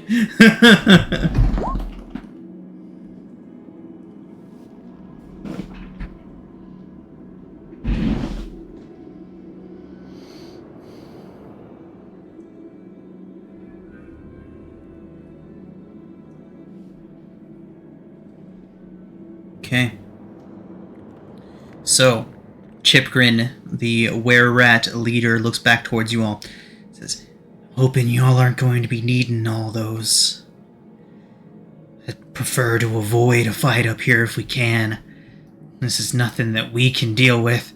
Watch your step. And he leans forward and activates a pit trap in front of you all before leading you past it and around it safely. He says, now be very quiet. Be very careful. His lair is just around this corner here.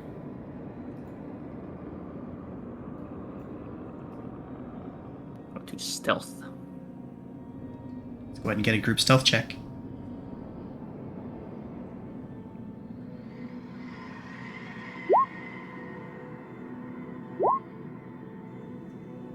Nice. Jeez. Sessional. No, why not? I'm gonna roll for the zombies as well. Or the one zombie. Nice, nice. Oh, nice. Okay, so let's check that average. Gresh, you are Sessional. using your sessional. Okay. Yeah, I want to be sneaky.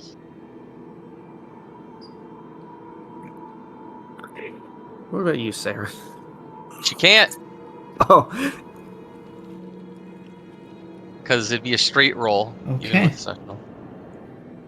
Okay. Because It's okay. So,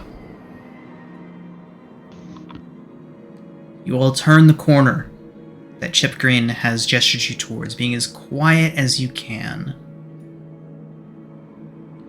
See a great cavern. The entirety of it covered in slime. The walls of this great cavern drip and slide and move with sickening green slime. Echoes of dripping water also fill the cave, in the center of which is a large spherical structure. It is held up off the floor by stone pillars, and around these pillars crawl dozens of living oozes, heaving forward until reaching out with grasping pseudopods. The sphere's surface, like the cave walls, is covered with slime. Black slime swirls with yellow and gray and green, like a disgusting soup. The unearthly patterns in the movements of the slime straining your eyes and tugging at your minds.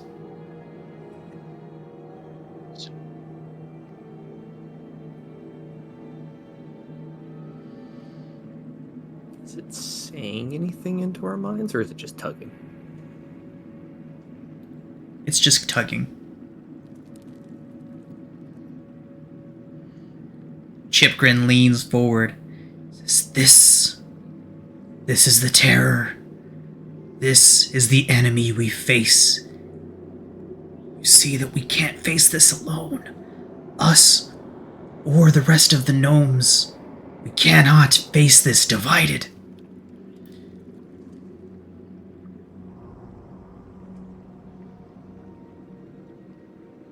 So where is this Pudding King?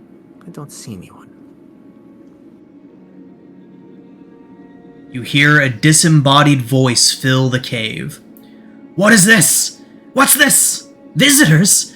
Now! No, not yet. We're not ready. Go away, pests. I will call upon thee and all of Blingdenstone to announce our glad tidings of the faceless lord to come at the proper time. Begone! And you see all of the oozes that are covering this dome, covering the walls, kind of begin to undulate frantically. The voice repeats, Begone! Begone! The Faceless Lord, have we mentioned him before? Chipgrin begins pulling at your clothes. We should depart. Why? Because he says so. Do you wish to face this? Alone? It will take armies to defeat this force. We must go before he grows tired of us and sends those things after us. I agree. A lot of us are without spells, and some of us are very hurt. I don't think we'd be able to withstand attacking somebody in their own lair. And we The have to inform the oozes. Digomatics. The oozes on the walls, the ceilings, the pillars, crawling atop the dome have all stopped. The stillness is far more disturbing than their motion was. Eyeless and faceless, they all seem to be watching you.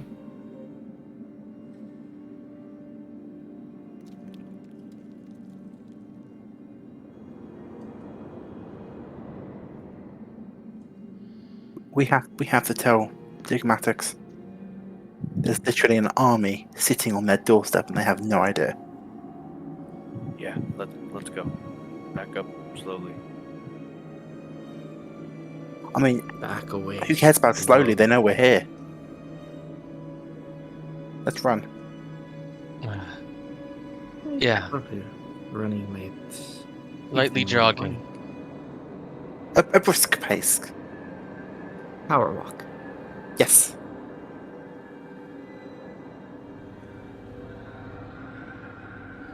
Okay. So, Chipgrin leads you back towards the rest of his people, And he says, "You see now, we must flee or unite. There is no other options. I will delay the evacuation of my people for one more day. If you can convince the Diggermatics that we need to work together, we will stay to fight for what is also our city." Do you have any able-bodied fighters now? He looks around. "Each one of us carries the fighting potential of no less than 2 unafflicted gnomes. We will fight, and we will prove to be ferocious combatants."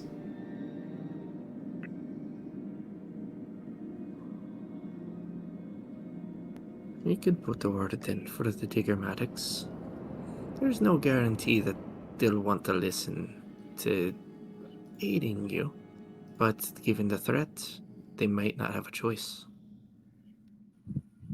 They will be made to listen. You're I mean, You're both fighting for your homes. I'm sure they'll see reason. and our Sarah here, she is one hell of a negotiator. Oh.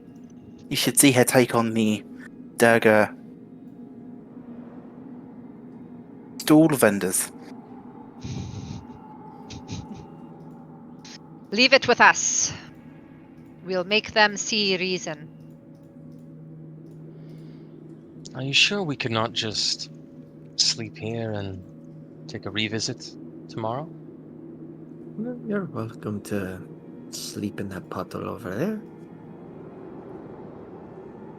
If it grabs you, it's your fault. I mean, we go all the way back and have to come here. And we end up blowing up that area anyway.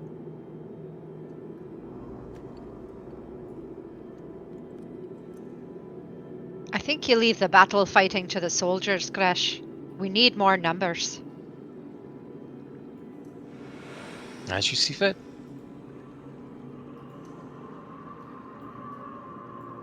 So I think with that, the group will head to the Diggermatics. Diggermatic Hall? Yeah. Okay. With that, the rest of the layout of the tunnels is explained to you. You all do have the entirety of the map available to you now.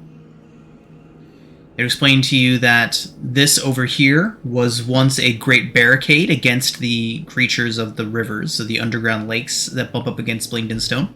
That has long since been destroyed, and the throne room of Blingdenstone rests just beyond there. But for now, you all proceed back through. Chipgrin and the other were-rats see you safely out of the Gold Whisker Warrens and back into Blingdenstone proper,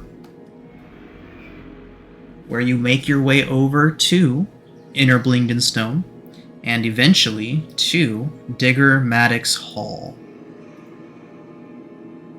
Here, you see the 2 Diggermatics still diligently poring over their battle, over their plans, over the reclamation plans for the rest of the city. Dorbo and Seni look up to greet you. They say, "Word is that you all have cleared Rockblight. Congratulations, I trust that our guard captain has paid you sufficiently." Aye, he has. Actually, wait. I don't think he has. Eyebrows raised. He did give you the 1,000. He gave Oh, us the was that okay? I don't know if that was actually. I know he said he would. I don't know if we actually said he did. He did give you the 1,000. I'll add that to our sheet. No, sorry. I'm so tired. I'm hallucinating. he gave it to us. And Well. while I'm glad that we were able to get you Rockblight back, could I have a look at your map, please? He nods. Of course. Spreads out a map of the entire area. Of all of Blingdenstone. Out of her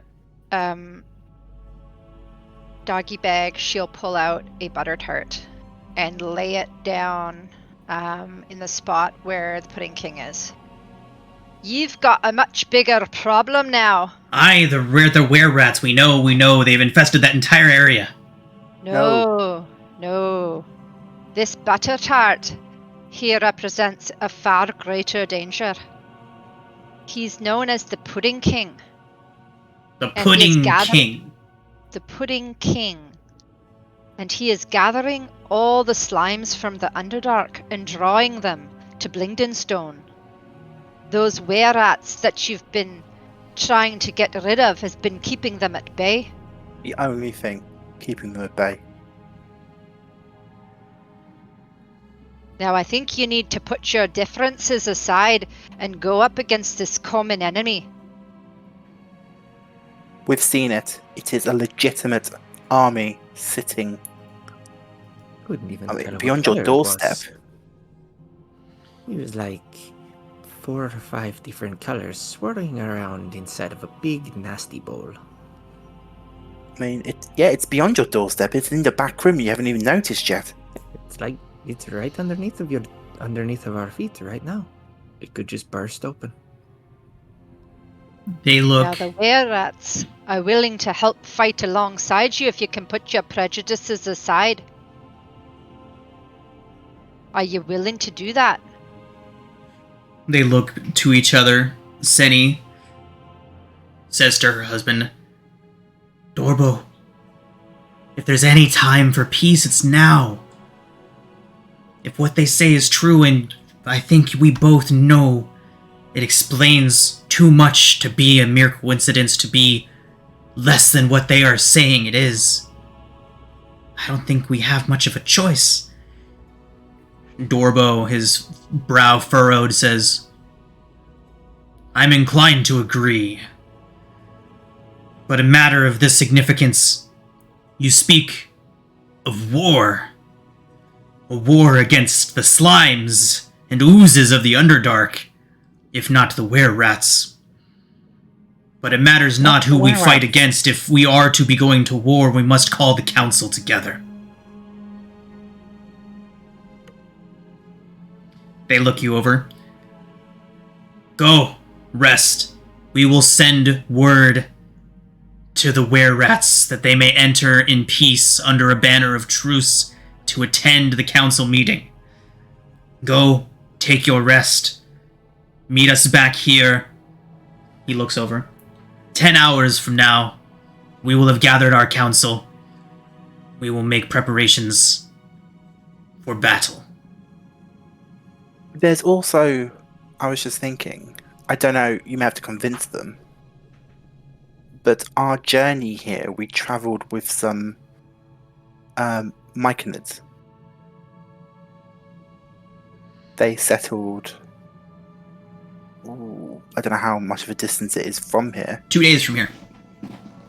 2 days? That's not terribly far, I suppose, for Underdark. They might be willing to lend a hand. I don't know, I can't speak for them. A settlement. They're very giving people. Maybe they know how to fight That oozes. could also be overrun by oozes. True. They too would want to defend their new grove after just getting ran out of their old one.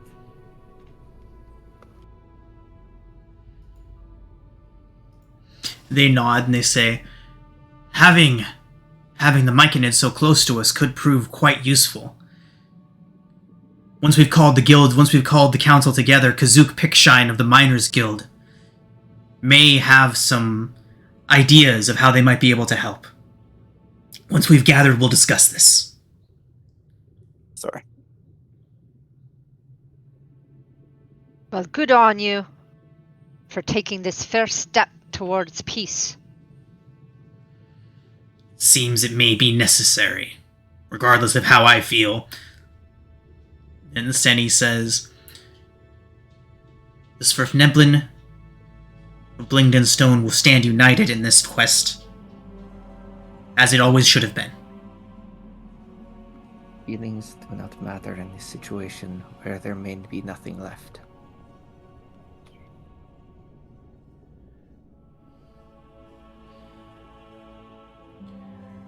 Dorbo and Senny send out for runners to begin gathering the council.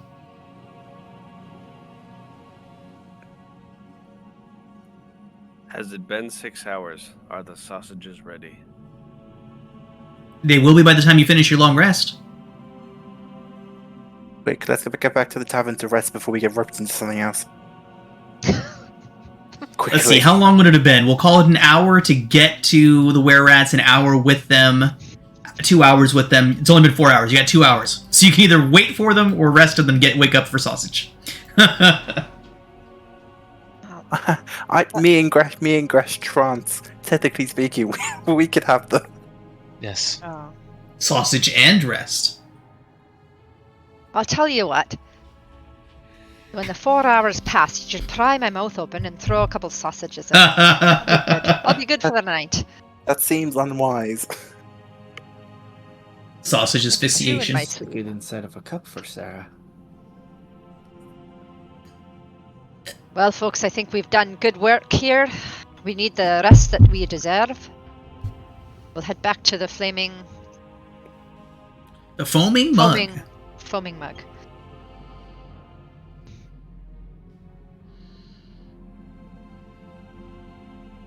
So, you all asked earlier if you would recognize the name of the Faceless Lord. We will now allow, now that you all have some time to relax and settle in for the evening, anyone can make history or religion checks, or arcana. Any one of those three could reveal information about the Faceless Lord. Yes, religion. Religion, you say? Sweet Arcana or not. Religion should be wisdom. This seems unfair. I'm sorry. Someone who is very much God. Sessional. Ah, you lucky poop. You're only slightly more religious because of the session. So, Gresh, you begin to remember the name of a demon prince. The Faceless Lord certainly belongs to one of the demon princes. And as it's just on the tip of your tongue, Uranus shouts out, Dweeblex! Uranus, the Faceless Lord, is the name of Dweeblex, the demon prince of slimes and oozes and consumption. Slime. Oozes. The demon lord of oozes and shapeless things, a being that exemplifies the corruptive nature of the abyss. Only those that are truly mad worship this being. Did you spell his name for me? Dweeblex. Dweeblex. Write it down phonetically. What is the phonetic? for that? Let I'm me very see. glad you. Oh wrote my that god, out. that is I would one not hell of a have- phonetic pronunciation guide. Holy hell, okay. I would not have been able to spell that correctly, even if I had rolled a natural. Oh, I've been pronouncing it wrong. Jew. There's a Jublex. J. I've been pronouncing it Dweeblex. I've been pronouncing it like phonetically, but apparently it's Jublex. So, what do I know? Any weaknesses? Any way to instantly kill him from afar? Yes, you just gotta pray really hard at him. Can I pray really hard? Is his weakness salt? Unfortunately not, no. Well, Let's I don't know if dancing around naked will resolve this one, Uranus. Certainly couldn't hurt. I wonder if the Lord of Fairy I swear to God, Gresh. Oh no, he's taking off his pants again. John. Help! Yes. Help! Sabine is right. We should keep a No, large it's fine. tub of peanut butter. Say what you like. sandwich. Say what you like. What Gresh, if that was my- like the weirdest overlapping of things I've ever heard. It was like with the fucking peanut butter. What's happening? Naked Cillian peanut butter. mentioned peanut butter and he's on to something. Say what you like, Gresh. If my faith is distasteful to you, so you don't have to benefit from it. I am happy to not heal you. No, I don't mean anything like that. Oh,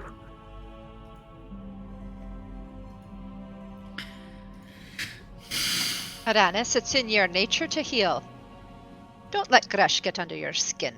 Right? How would Sune, I mean Elistre, think about that? Hey, keep out of a weird embodied voice. That follows us around. Was that Lester in my head? You have to understand, Aranis. Gresh has spent most of his time in a library. He doesn't really know how to talk to people nicely. And he spent a lot of time with the Durga. They're not known for their manners, are they? Not at all. I say, looking at Sarah. Anyways, Um. I think we should all be nice to each other. We're going into a very big battle. Yes. God Gresh. forbid we die and we said something unkind. That's right. Gresh, you need to stop picking at Aranis. Thank you. And Aranis, you have to heal Gresh if he needs it. Oh, yes, I know. I wouldn't not heal him. It's just maybe he wouldn't be the first.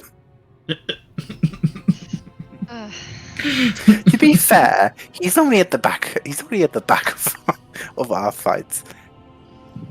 Aranis. I need to make sure you're. I need to make sure the people who are closer to the enemy live first. Well, I know Elestrir will guide your hand in the proper way. She always has before. And with that note, Oh, talk about a guilt trip. I'd like to have some salted pork and some ale and call it a night. I've been through much. I'd like to close my eyes. So, second dinner it is I then. would like a glass of milk and At dawn, we ride to battle with sausages in hand. Yes. The last alliance of Smurf Nephilim, Mycadin, Durgar, and man, and a single man. And a single tabaxi. Drow. Quite the story.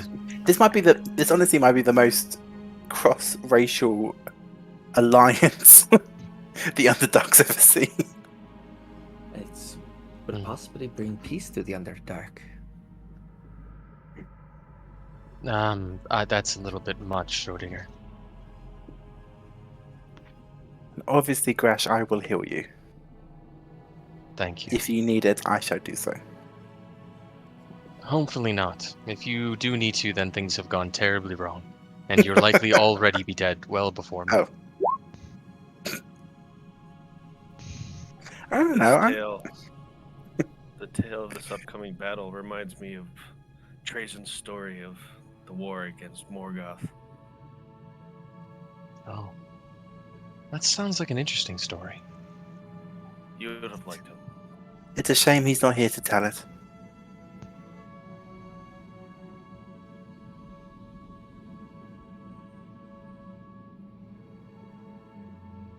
But we have a lot going on in 8 hours. We should probably get our rest.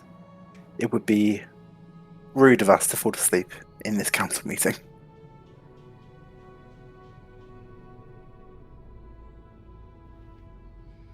You can all go ahead and take your long rest.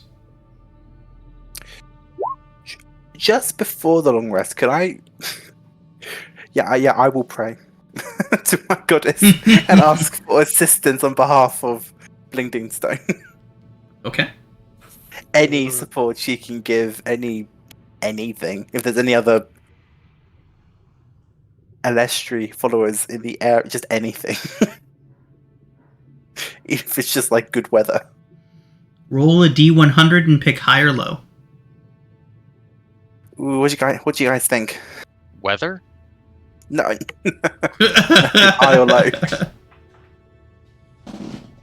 In between. Let's go high. Okay.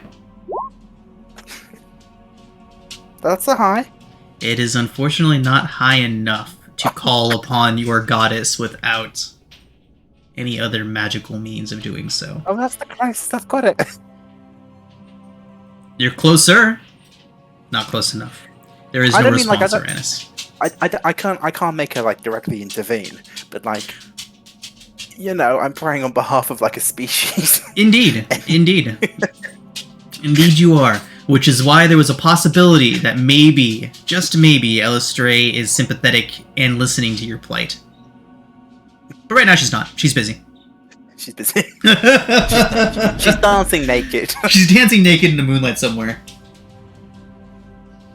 For the rest, I would like to begin copying down Liamwood's tiny hut Cool. to my spellbook. Okay. Gresh, it can also be said that on the way back, you would have stopped by these speaking stones and picked up your spell scroll of elemental summoning. Thank you. I would like to also start copying it down right next to Schrodinger, us being pen pals. Merci. Into my book. So What spell is it? Summon Elemental is a 4th level conjuration spell. And you cast fourth level spells? I can now. Do you have 4th level slots yet, or is that a level 7 thing? I can't do it. But I Okay. could. You have a spell scroll. Or, copying a spell scroll destroys the spell scroll, doesn't it? Yeah. Yes. Yeah, okay. Misty! What is Conjure Elemental? It creates a bouquet of flowers. It's when you summon all those little small It's ones. summon elemental. I'll Wait, pull it out for you right now. That's a 5th level spell. That's a 4th slot. level slot. Wait, where'd it Summon elemental, 4th level conjuration Why'd it- spell. Why'd it go into my? Why is it showing 5th level for you at 4th level for me? No, Conjure not elemental conjure, is not 5th conjure elemental. Summon elemental. Oh, fine. I'll. Oh, fine. Yes, summon elemental is when you get the elemental spirit, isn't it? Yep, elemental spirit. Air, earth, fire, or water. It's not. It doesn't come up in the compendium. Avatar. Summon elemental. Yeah, it's Atasha's Cauldron of Everything. Do I not have compendium sharing active for this game? It's been a while since we leveled up. It's possible that I'm not sharing. Let me check.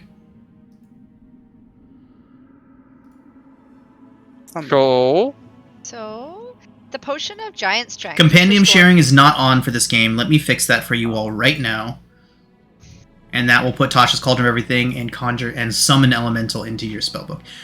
Gresh, unless you prefer it to be Conjure, you won't be able to cast it for a long time, but you could at least know it when you get to 5th level spells. I could play the long game. Could play the long game. It is up to you. I will leave that choice to you. You can either do I Summon will only Elemental... bargain with you if it's changed to Summon Greater Demon. No. Everyone is fine with that. What am I doing? Okay, the compendium is now open. You may need to refresh your browser to get access to it, in case you needed spells and such. Did you equip the Stone of Good Luck, Sarah? Yeah. It just hasn't been bringing me luck. Oh no. Yes, I did. I don't know. I mean, you've got a +3 on your deck save. That's pretty good for someone who dumped decks. You were saying, Aura? Potion of storm giant strength, correct? Stone giant, Stone. yes. Storm? Stone. Stone. Oh, okay. Sorry. Stone. Let's try. Stone, storm. Stone, storm. The difference between a 23 and a 29. Just checking. Would there have been a chance for us to... No, stop by the marker. Nope. It was late at night. It was, was in fact, late at night. Nope. Rannis, there will be opportunities to do that, though, before the Battle of Blamingstone. Nope. I'm gonna tear this mother down. Summoning Elemental. I need to get myself a magic item. Okay. Likelihood of finding a specific magic item in Blingdenstone is slim to none, though. Just a FYI. Well, then I'll look at what they have, and maybe you can I don't know. Pick some random ones. Blingden Stone. So generally, in like a big city like Gracklestug, and you're trying to find a specific item, I give you about a 10% chance of finding it. Up to about 40%, depending on the rarity. If like it was common, you'd be able to find it. Uncommon, got about a 50-50 shot, and any higher than that, it goes down dramatically. That's in a place like Gracklestug. Right, in a place like Blingden Stone that is actively in the process of rebuilding, those odds go down considerably. Oh. Maybe you should try praying for it. Are you enjoying yourself, Flax? I agree with him. It's stupid. And jeez. All right. I'm the only one with an a magic item. Are you really? the only Yeah. There's not a whole lot of magic items between this entire group, if I'm being honest. Actually, Didn't you get the Fair, I javelin don't of think I have light? Two stones of good luck. Puafri, Dawnbringer. Echoes of fireballs, Yes. Filter above. the stone speaker crystal, and you have been giving yourself advantage on your investigation checks, right, Cillian? I think he has been. Sorry, Okay, what? make yourself feel better, Uranus. I don't have a magic item. I'm just reminding you that your stone speaker crystal gives you advantage on What investigation free? checks, Cillian. No, that's Cillian. Oh, yeah. Okay, good. Oh, sorry. So, yep. No, you've got the fireball necklace. You have the sending stones, Uranus. Yes, I'm sorry. The sending stones, I can only use to contact our enemy. Don't suppose you want to join an alliance?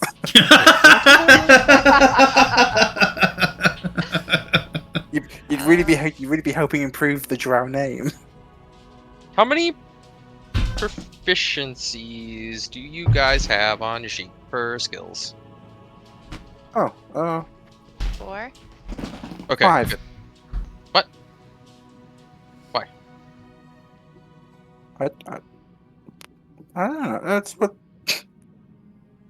He's a character builder. It's it's what it's given me.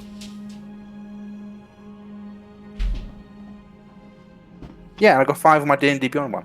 I haven't just picked one, chosen an extra one. Yeah, different classes have different numbers of proficiencies, right? Like I know rogues and bards have insane your- amounts, and Your subclass also gives you something. then some backgrounds give you proficiencies and some don't. Yeah, there's a lot of ways to get various amounts. I get. God, take me onto the character builder. I get 2 from my background. Medicine and performance. As a cleric. Insight and religion. And then as a drow, I get keen senses, perception, 5. Okay. I was wondering why I had borrowed knowledge, but I think it's because I only have 4, but I thought I had more than 4. You should have 5 because you would get 2 from being a wizard. You'd probably get 2 Yeah. from your background, and then you should have perception because you're an elf. What's my background? I assume you've acolyte. chosen one. What's that? You're an acolyte, then you should have 2. Because I've got 2 for my background. And I'm also an acolyte. Thing and a thing. But You that's get to only 4. choose... Yeah, any of them. You can choose any of them for acolyte background. Yeah, but that's only 4. And then 2 from your class. Yeah. 4. And then 1, you get perception proficiency as an elf. Oh. Oh. All the pieces are falling together. That should be automatic. That should be already on your sheet. That gets select when you pick No, elf. I unselected because I thought I know I used it. I thought I used it for it, but maybe I didn't select anything. I used where is it? Why? I used that a while ago. Any chance we level up, DM? Negative. No. Aww. Look, we're about to fight an army. Yeah, and then you'll level up. Oh. Those who survive, that is. Those who Yeah. survive, that is, indeed. Indubitably. So, So is that the following day has arrived. Notice arrives for you all to meet at Diggermatic's Hall as soon as you can.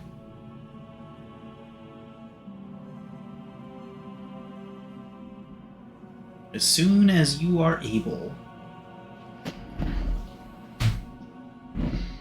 Is there anything you all would like to do before joining the council meeting? Sausages to go. Sausages to go. All right, fantastic. Sausages are free for the saviors of Blingden Stone. Oh, I will cast Remove Curse on the crystal. Fantastic. You have a now uncorrupted yellow corundum gem. Nice. Does it still have a elemental inside? It do. Ooh. Nice. Hey, look, you have a magic item now, Rannis. Can I keep summoning it? Unfortunately, it does go away after you've used it once. This is very good. Ooh, I've got Conjure Elemental. Gresh. Not summon. Yeah, but you only get to do it once. It's better than nothing. I'll take it. It can be my new rock friend. Uranus just joined the summoning crew. As long as it doesn't die, it can just keep following me. Yeah, protect it with your life. I think that just means all of Gresh's healing just went to the Went to the right? Earth Elemental. No. I wouldn't be that obvious.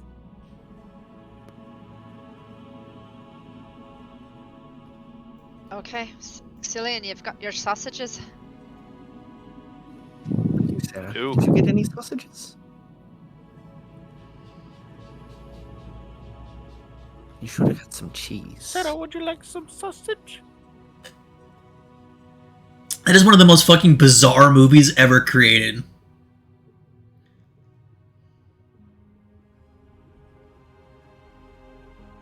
Okay. What was his name again? Something Green? Tom Green? Yeah, Tom Green. Strange man. What's going to be useful against I'm being acid? creative. Air elemental. Or the fire elemental.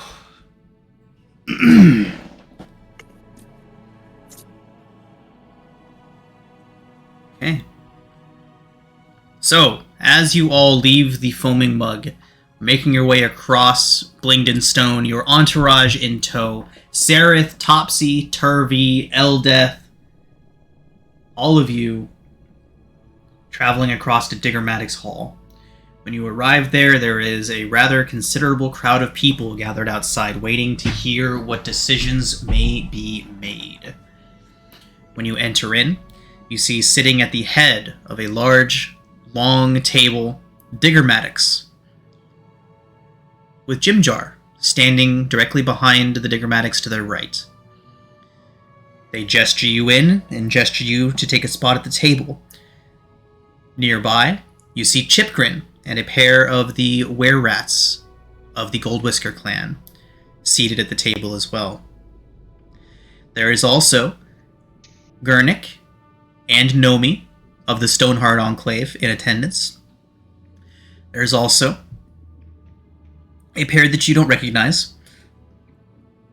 Kazook Pickshine is introduced to you all as the leader of the Miners Guild, along with his protege, Nevi. Also in attendance is the spirit of Burrow Warden Jadger. Two ghosts accompany him as well. Do we have any time before the meeting starts? Like, Yes, you all are kind of all still gathered chatting? around. Everyone's gathered around chatting right now, yeah. I will approach the ghost and give him the statue of the rat. The giant rat. Fantastic. The miniature giant Not that rat he can statue. carry it. Yes, I shall give to him. And we found your friend. We found, what's his name? Urgost. Jadger nods solemnly and says, "Thank you. We are very glad to have recovered him. one of my burrow wardens, and he gestures off to the side, and a living Smurf Neblin in rather nice armor, dark, painted black, approaches and reaches out his hand to take the figurine from you. Oh, yes, there you go. Says, the burrow wardens are officially remade. We hope to do our best to assist here. And with that, the Diggermatics pound on the table with a gavel and say, "Council to order!"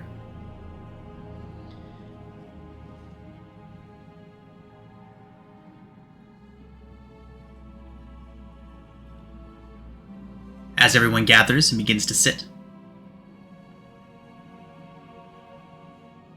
As everyone gathers and begins to sit, the Diggermatics stand at the head of the table and say, "We've gathered everyone here that has a stake in the survival of Blingdenstone. Everyone." And he looks towards the spirits and, of course, towards the Gold Whiskers. He says, "Together, we can turn back the tide that washes up against our walls.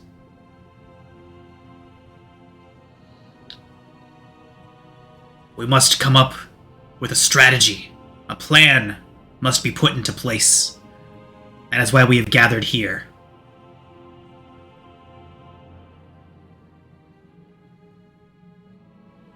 And with that, everybody, I think we call it a session here. Come back during our next session and plan and execute the Battle of Blingdenstone.